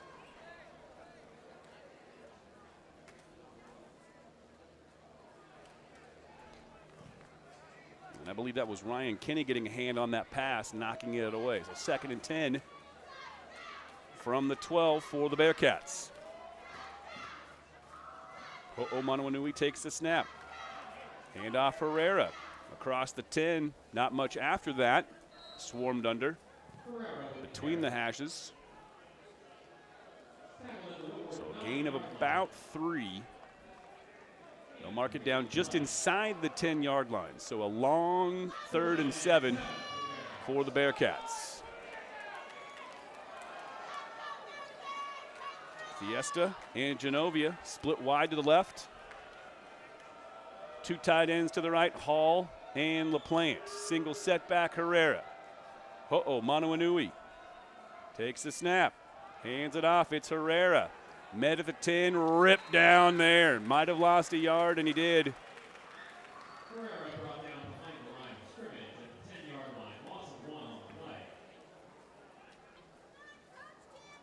Whitworth read that one all the way. There was nothing there for Herrera.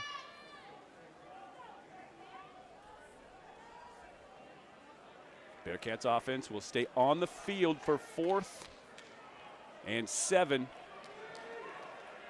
Similar formation to the last play. 2 tight ends to the left, 2 wides to the right. Herrera in the backfield behind Ho'omanawanui. Takes the snap, drops back, now rolls right. Fires toward the end zone, coming back and trying to make the play. Cannot make the catch, Matt Fiesta. Draped all over him was Daniel McKernan, helping to break that up. And the Bearcats drive will stall there. Whitworth taking over on downs for the second time in this game. This time deep in their own territory. It's a tough and frustrating drive for the Bearcats. Fantastic kick return set them up in Pirates territory.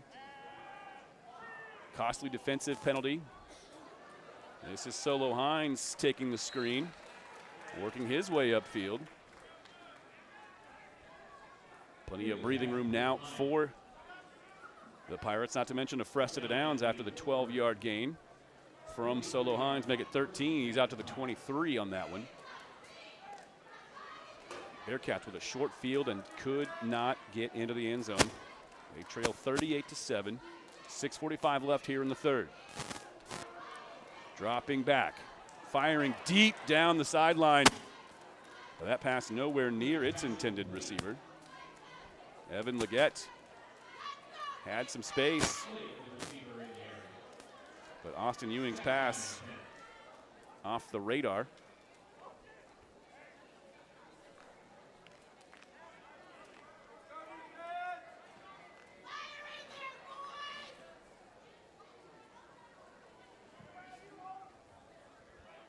Michael Moreno back on the field for the Bearcats defense. Looked like a big-time hold in the backfield. No flag coming.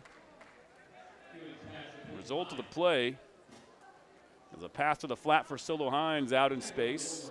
Brought down at about the 29. So 3rd and 4 coming up for the Pirates. Haven't been a lot of penalties in this game. Sure did look like a hold on that one on Whitworth. Hines motions out. Makes the first man miss, does Jarvis Natividad, the H-back for Whitworth. Plenty enough to move the chains. They'll mark him down on the right side hash at the 37-yard line. Good play design, little concept there from Whitworth on 3rd and 6. Solo Hines was very much the decoy on that one.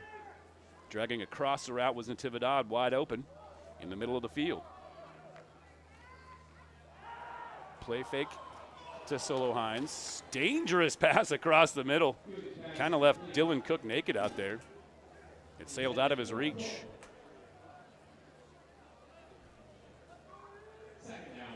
That is very much the danger zone when you come across the middle like that, when you've got a free safety lurking in the tall grass.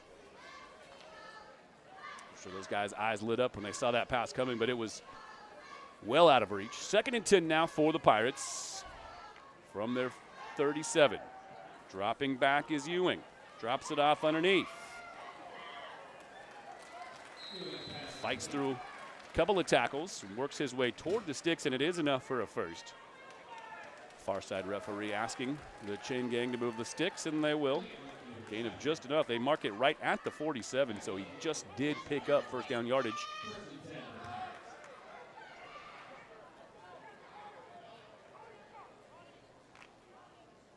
So 1st and 10 for the Pirates, nearing midfield. Ball right on the Bearcats logo.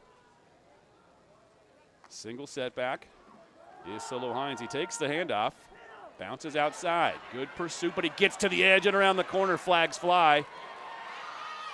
2 flags on the field, I believe. At least one of them is on Whitworth. That was a surefire hold that time. Not sure what the second flag is. That might have been for a second offense also on Whitworth, but we might have offsetting as well.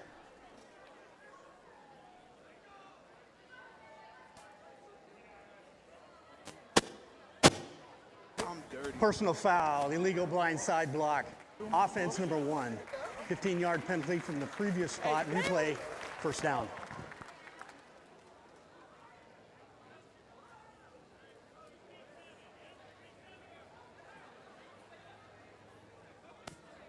Yards rushing, 4 touchdowns.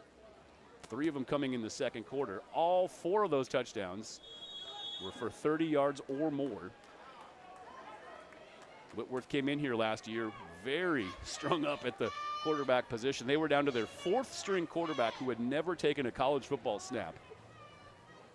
They played a lot of the first half out of the Wildcat. Actually wound up switching to more of a passing game in the second half last year. But it was Solo Hines who just tore Willamette's defense apart. 246 yards rushing and 4 touchdowns. That pass behind its intended receiver.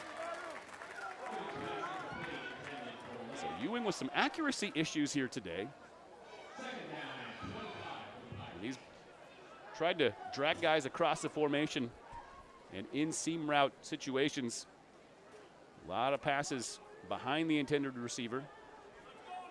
That one intended for his very large target, Evan Leggett.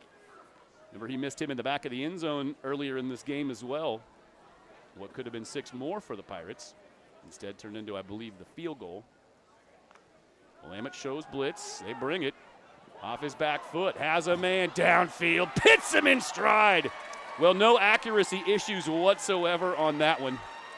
My goodness, Austin Ewing felt the pressure, fired off his back foot, put it on a dime directly into the hands of Dylan Cook. Remember, it was Cook who on the second play from scrimmage for Whitworth nearly waltzed in for a 78-yard touchdown. Instead stepped out at about the 2-yard line. Well, no doubt about that one. Takes that one directly into the end zone for his second touchdown catch of the day. And Dylan Cook is having himself a day. Man, oh man. Once again, Night and Bone perfect on the extra point. Whitworth pouring it on. 45-7 our score, just under 4 left in the third. We'll be right back on the Bearcat Network.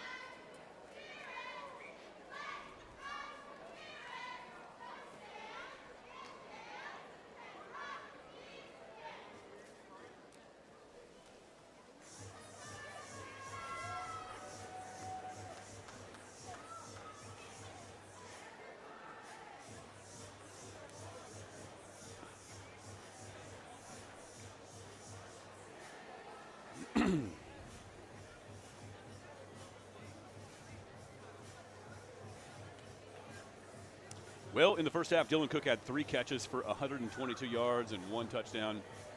He's got another big touchdown on the board here in the second half. Perfect connection. I mean, perfect. Austin Ewing let that fly. He had the pressure bearing down on him, plants that back foot, launches that pass into the air, and hit Dylan Cook perfectly in stride. Cook did the rest from there, waltzed in from another 25 yards out. Fiesta will take a knee. Thought about bringing it out for a moment, but the kickoff actually backed him into the end zone. He had no momentum going forward. Wisely takes a knee. That'll bring it out to the 25, and it's from there that Willamette will begin the next drive. But how about Dylan Cook now? 4 catches, 190 yards in this game. And he has spiked twice. He came in today with 8 catches for 116 yards and 4 touchdowns. His best game coming into today, 6 catches, 102 yards, and 3 touchdowns against Eastern Oregon. Matching a couple of those totals. Well, he's blown the yardage number out of the water. 190 yards of the air for Dylan Cook. 4 catches, 2 of them good for touchdowns. 1 of them a near touchdown as well. 45-7 our score. Manawanui hands off. This is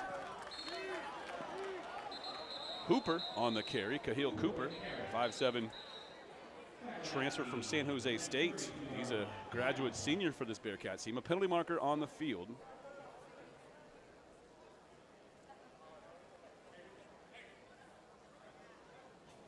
And they're going to mark this off against the Bearcats. Personal foul, illegal block below the waist. Offense number 2. Half the distance to the goal line. It's first down. Oh.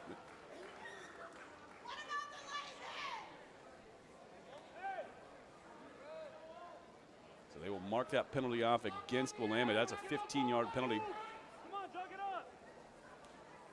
Well, it's a half the distance penalty, I should say. That was a chop block called against the Bearcats. So 2nd and 23 upcoming. Straight ahead, it's Herrera. Gets into the second level, crosses the 20, brought down after he spills across, brought down at about the 22, we'll call it.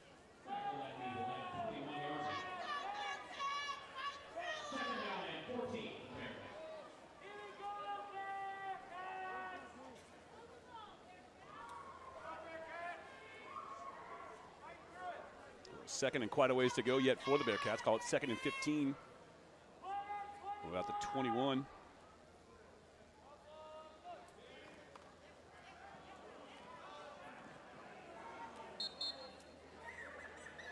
That run up the gut as well.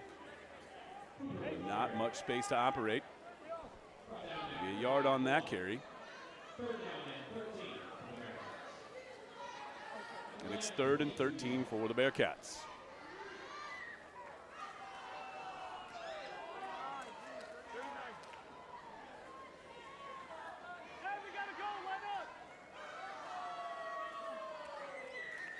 Bearcats playing shorthanded on both sides of the ball today.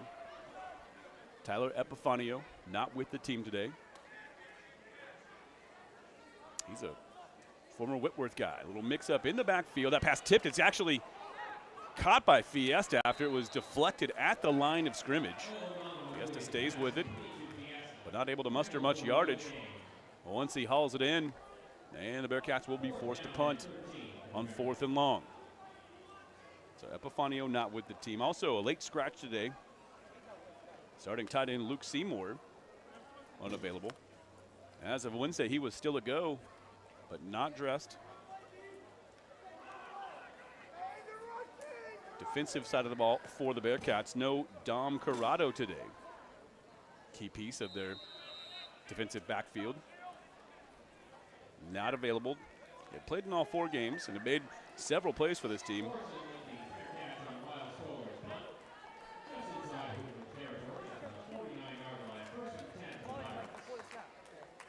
Whitworth football after this 30-second timeout.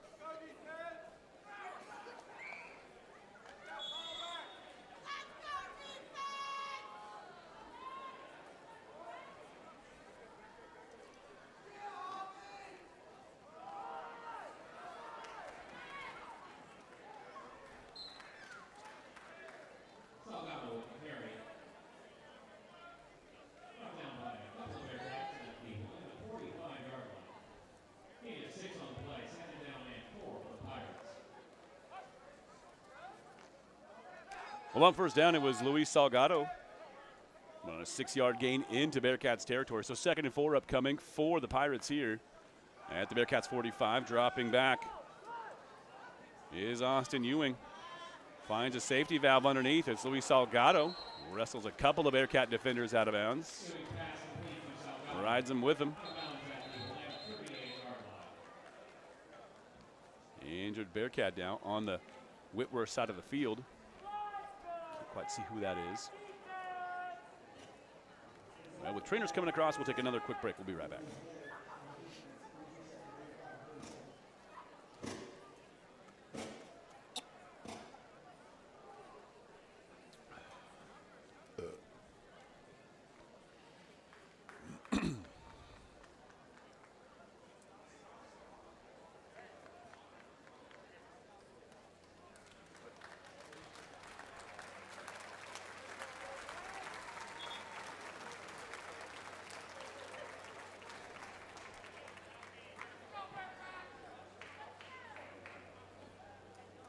Hogan Smith, the injured Bearcat, he is up and trotting off the field under his own power. That's good to see. A couple guys have stayed down on the turf for a few moments today, but both have gotten up and bounced off the field, looking pretty spry. So thus far anyway, relatively injury-free game. Good to see for either side, to be sure. Might have been a false start. No whistle. It's Salgado running over the right side of the line where that false start may have come from. It kind of looked like Dylan Healy jumped, but Salgado works his way down to the 35 of Willamette, where it'll be 2nd and 7.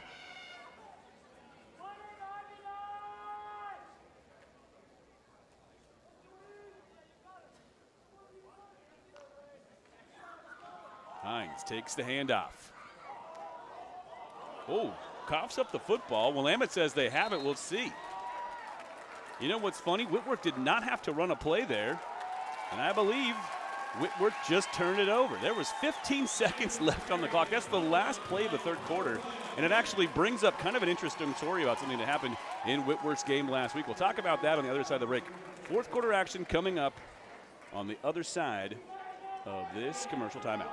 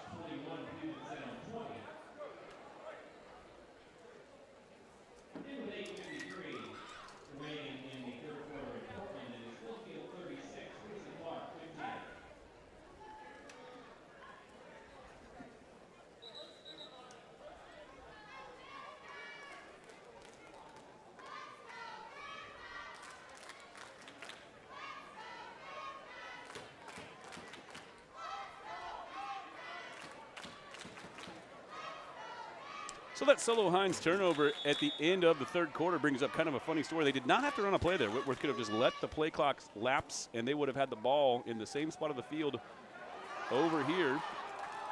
Instead, they ran a play. Solo Hines coughed it up. Willamette recovers. We have a new quarterback on the field. We'll get to that in just a moment, but very quickly, I'm reminded of what happened in last week's game. Wild sequence.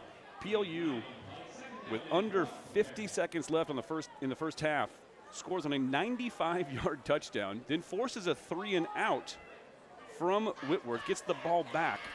For whatever reason, PLU, with 13 seconds on the clock, decides to run a play. Their quarterback gets stripped in the backfield, fumbles the ball, and Whitworth, with no time remaining in the first half, runs it back for a touchdown as the first half comes to a close. Sort of a turnabout's is fair play. Whitworth was on the receiving end of, they were the beneficiaries of an odd decision from PLU at the end of the first half of their game last week. Well, they made a questionable decision just now, and it cost them. And now we've got Max Grizel on the field as the quarterback for the Bearcats. He's wrapped up in the backfield. He's brought down. First man to him was Hunter Latier.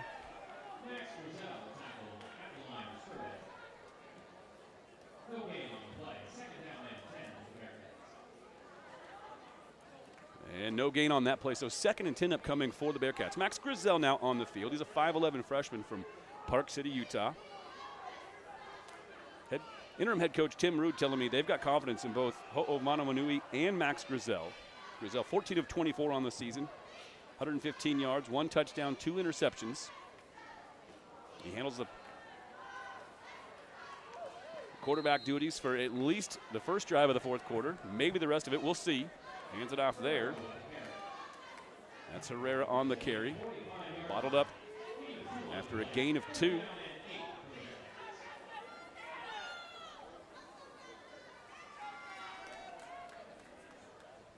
Stephen Wright will come onto the field. Now, Stephen Wright's an interesting story as well.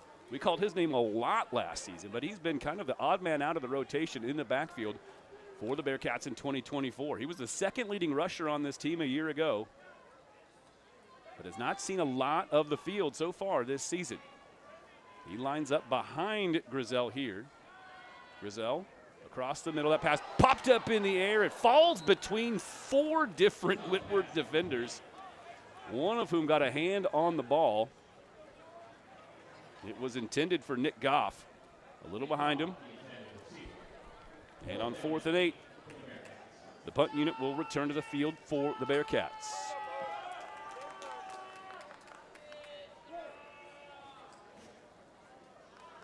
Wiles Kohler, the punter for the Bearcats, lines up.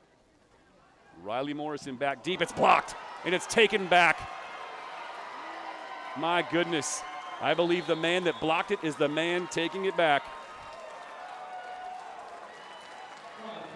Nathan Owens, I think, was the man who broke through, and then he scooped it off the turf.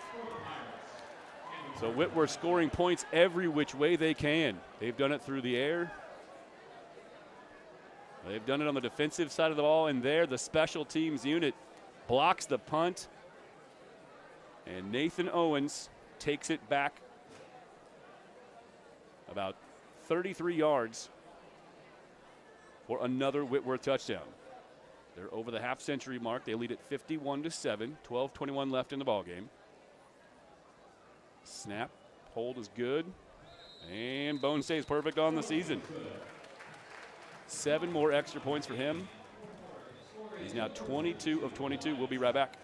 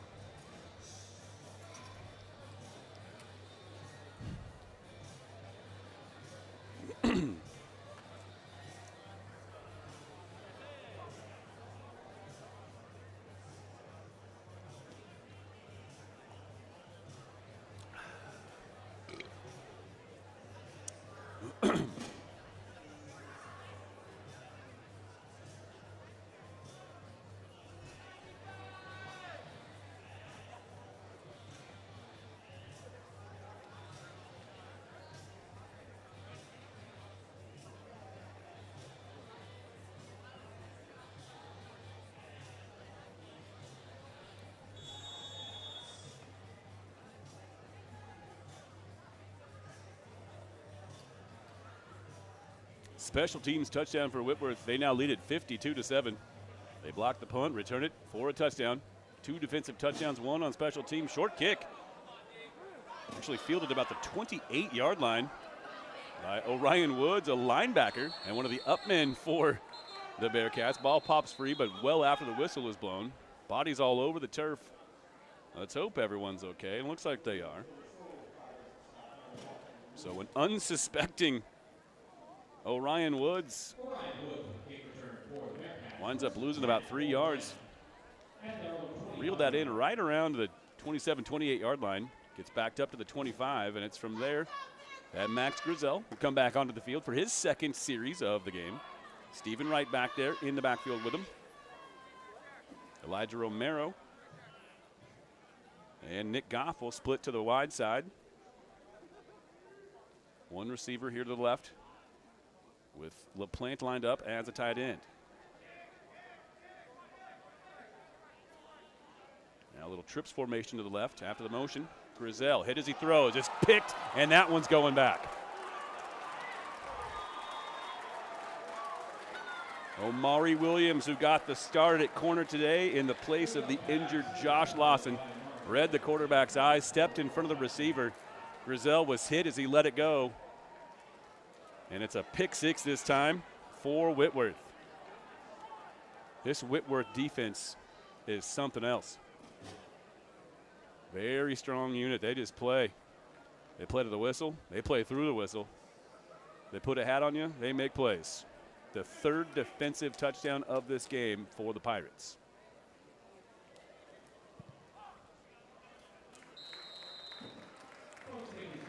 Extra point is good. 59-7 our score. We'll be right back.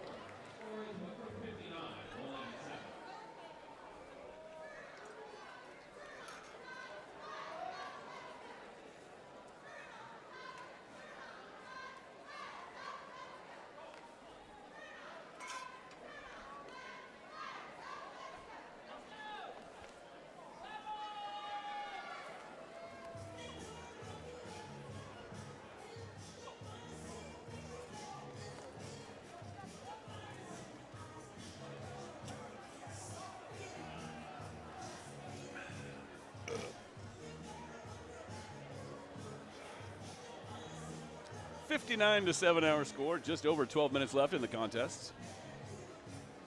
Let's take a quick look at the rest of the scores around the Northwest Conference. Linfield, 36-15 lead at Lewis and Clark. That's a much improved Lewis and Clark team, and they're kind of hanging around with Linfield anyway. They do trail by 3 touchdowns. Elsewhere, PLU at home against Pacific. About 8.5 minutes left in that one. They've got a 1-score lead. It is 17-10 Lutz over the Boxers. Fiesta making a couple of men miss. Dances across the 20-yard line, brought down between the hashes. And our final game of the day, actually that one's turned around. It was Puget Sound with a 17-7 lead at halftime, but George Fox has come roaring back. They've taken a 21-20 lead over the Loggers as they head to the fourth quarter there. So Linfield taking care of business against Lewis and Clark. And one-score games elsewhere. PLU 17-10 against Pacific. And the Bruins with a 1-point lead on Puget Sound in Tacoma going to the fourth quarter. Grizel back on the field. Takes the shotgun snap, fires here on the near side into the flat. First man misses. And Brandon Johnson skitters his way out across the 30. Actually picks up first down yardage. So 10 yards on that one for Brandon Johnson.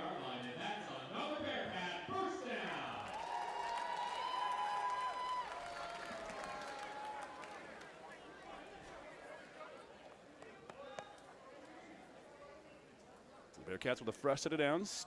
2 wides to either side. Shotgun. Grizel drops back. Now steps up, and he's brought down from behind.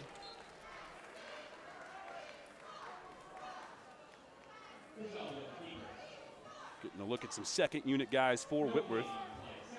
Lucas Reynolds was the man who brought him down to the backfield. Actually, right at the sticks. So no gain on the play. So no sack there for Lucas Reynolds.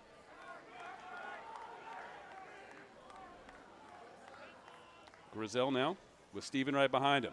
Right takes the handoff. Tries the right side. Bottled up very quickly. Brought down after a gain of maybe a yard or 2. They will in fact mark him down to the 29. So it's 3rd and 8 now. Actually, they'll mark him down to the 28. So it's 3rd and a very long 8 yards for the Bearcats.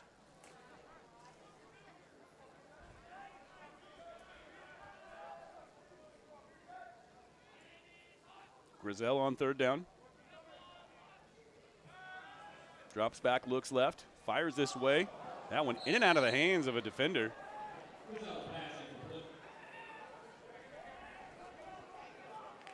Trey Rose had dropped back in coverage.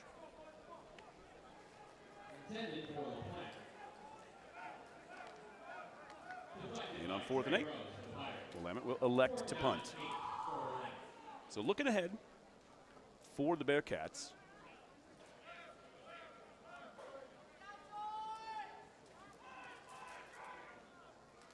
They are at home next week against Pacific Lutheran.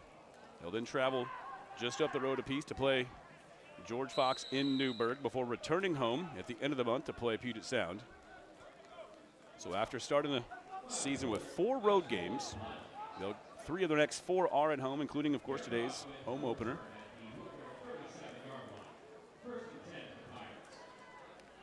PLU next Saturday, George Fox the following weekend, and then finally Puget Sound. I believe that's our homecoming game on Saturday the 28th here.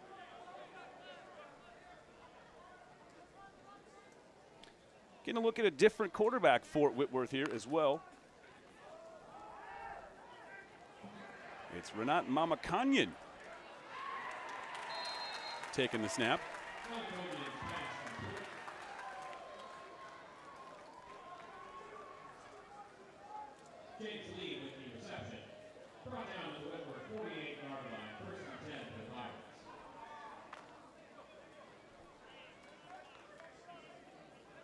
Was James Lee, I believe, on the catch for Whitworth. So a lot of second unit, even third unit guys on the field for Whitworth at this point with a comfortable lead of 59-7. 9 minutes and change remain in this game.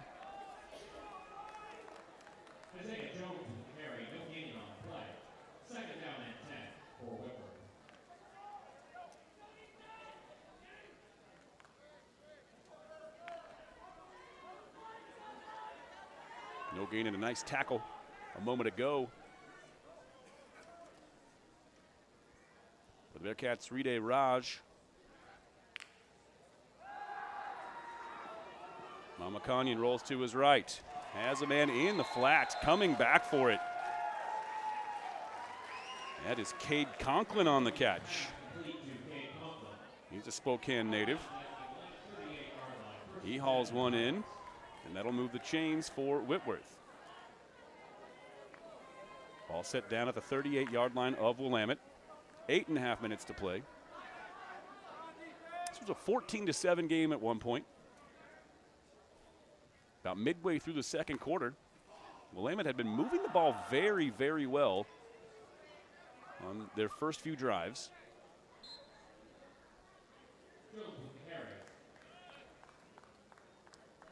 But back-to-back turnovers deep in their own territory kind of broke the spirits of this Willamette team. They coughed up 10 points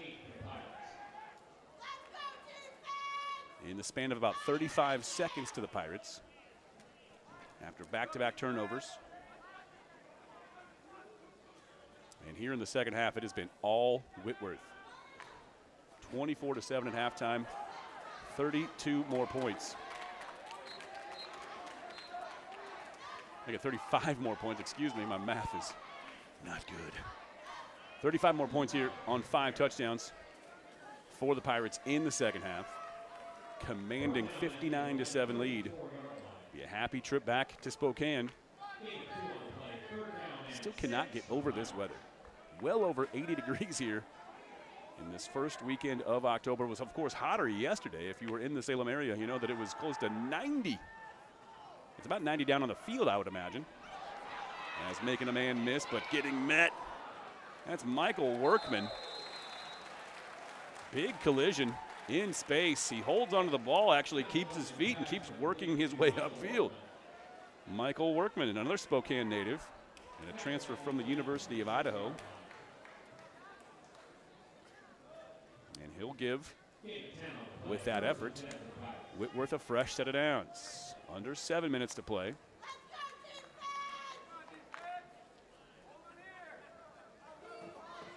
Renat Mamakanyan, the new quarterback, the third quarterback on the day for Whitworth. Awaits the snap. Handoff. Right side, big hole. That is Luke Roberts on the carry. He's got a few carries on the season thus far.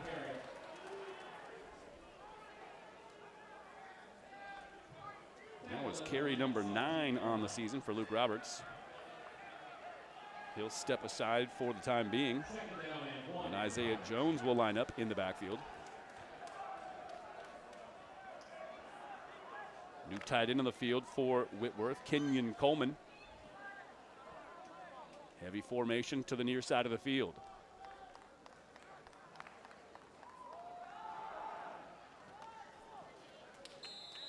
Jones has enough for the first down yardage.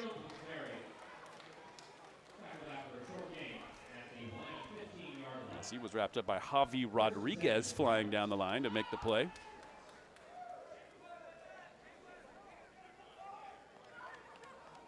Whitworth back in the red zone. 5.5 left.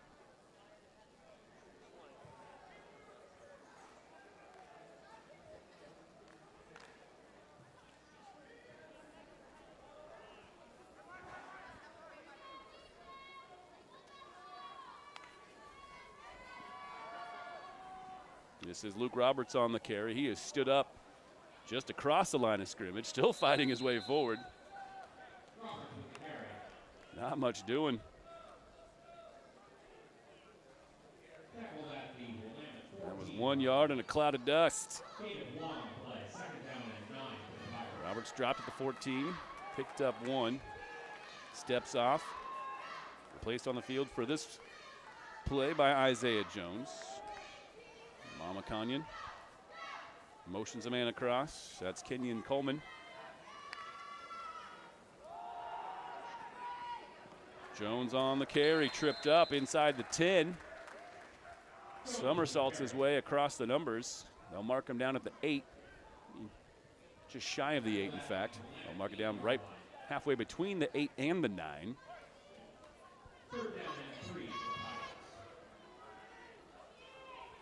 So a long 3 for the Pirates needed in order to get to first and goal. Linfield has taken that 3-touchdown lead into the fourth quarter. It's 36-15 in Portland. Linfield over Lewis and Clark. George Fox has extended the lead on Puget Sound. Puget Sound had a 10-point lead at halftime. They now trail by a touchdown, 27-20 at home. Here's Roberts, bottled up in the backfield, and he's dropped for a loss. So that'll force a 4th down. The Bearcats defense stands its ground.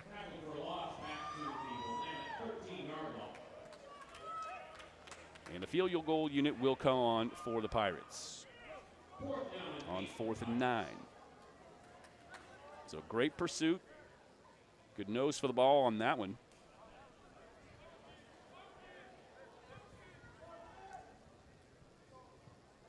So with the ball spotted at about the 13, that'll make this about a 30-yard attempt for Iden Bone. Good snap, good hold. Ball is up. It's, oh, goodness. He pushed it right. That's no good from 30 yards. So Iden Bone, for as strong as his leg is, not accurate on that one. Our score remains 59-7. It'll be Bearcats football in just a moment on the Bearcat Network.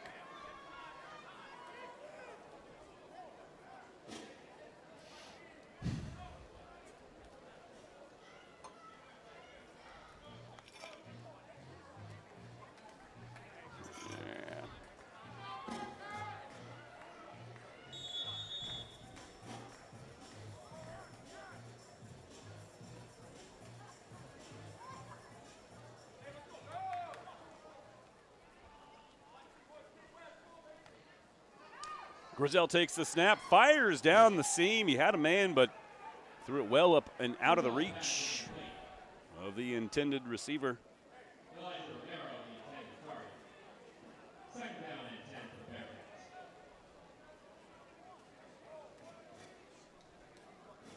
It's Elijah Romero.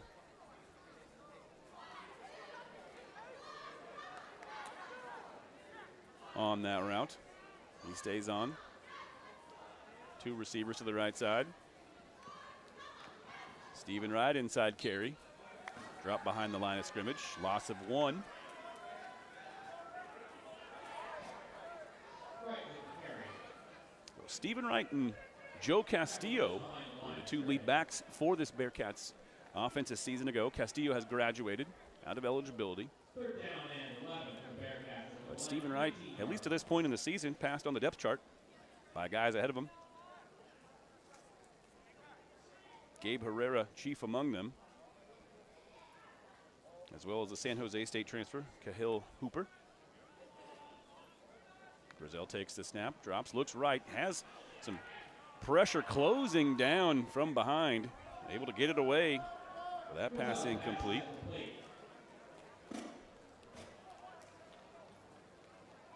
Intended for Caden Gonzalez. And it's 4th and 11 for the Bearcats, and they will bring the punt unit back to the field. So very tough sledding for the Bearcats offense here in the second half. Just have not been able to mount very many drives. The best possession they had was actually set up by a spectacular kickoff return by Matt Fiesta. He had set them up inside Pirates territory, but the Bearcats eventually turned it over on downs at the Pirates' 10-yard line. That was their really one and only scoring opportunity here in the second half. It has been all Pirates here in half number 2. 35 unanswered points, 24-7 at halftime. Our score, of course, now sits at 59-7. And with under a 2 to play, Whitworth likely just content to take a knee. They are, in fact, lining up in victory formation here.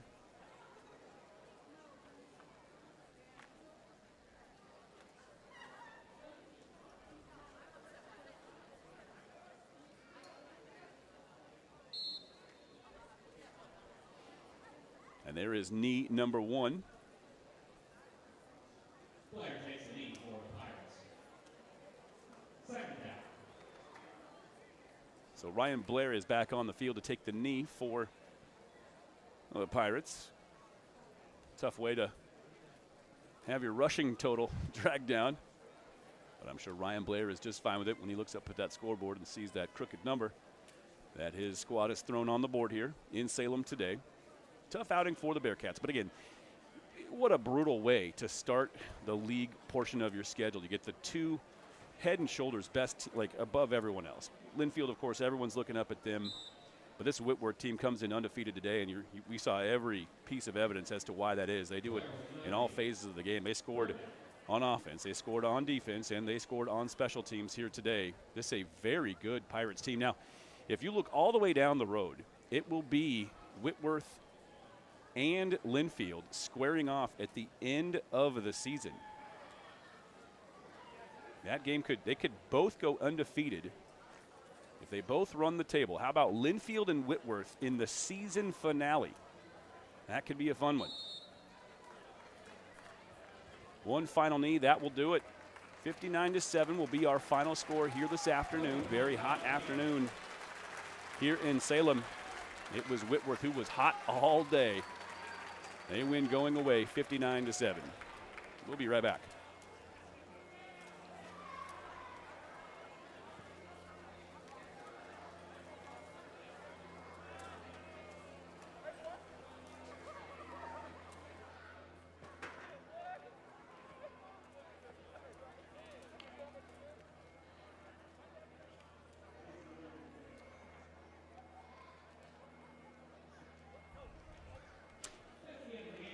$59-7, our final score. It was Whitworth pulling away in the second half. They had all the answers on defense and offense for that matter. Special teams too. They got it going on every phase of the game, particularly here across the game's final 30 minutes. Jeff Lucero here with you for the home opener of the season. Glad you could all be with us here today. Of course, not quite the result that the Willamette Bearcat football family was looking for, but we knew it was going to be tough to get these. But it's so nice to get, I think, each of these first two games out of the way. You go up to Linfield, take your licks up there. You then face the second best team in the league, who's really not that far behind a team like Linfield this season. It doesn't get a whole lot easier, of course, from here, but really, you've gotten through that first initial gauntlet. Pacific Lutheran looming. Let's take a quick look at the score in Parkland. That one's winding down in its closing moments. Pacific Lutheran clinging to a 17-10 lead. There's a $1:23 left in that one. If PLU is, in fact, able to hang on, they will improve to 2-3. So tough one for the Bearcats here this afternoon. They moved the ball impressively across their first few drives, but then a couple of back-to-back turnovers really swung all the momentum in the direction of the Whitworth Pirates. We will be back on the air a week from today, right here, once again at McCulloch Stadium. If you're in the Salem area, we'd love to see you back out here. The forecast for the week looks like a whole bunch of rain, but it's supposed to clear up and get very nice once again. Probably will not be nearly as hot as it was here today next Saturday, but promises to be a beautiful afternoon. For those of you tuning in from wherever you are, really appreciate having you along for the broadcast here this afternoon on the Bearcat Network.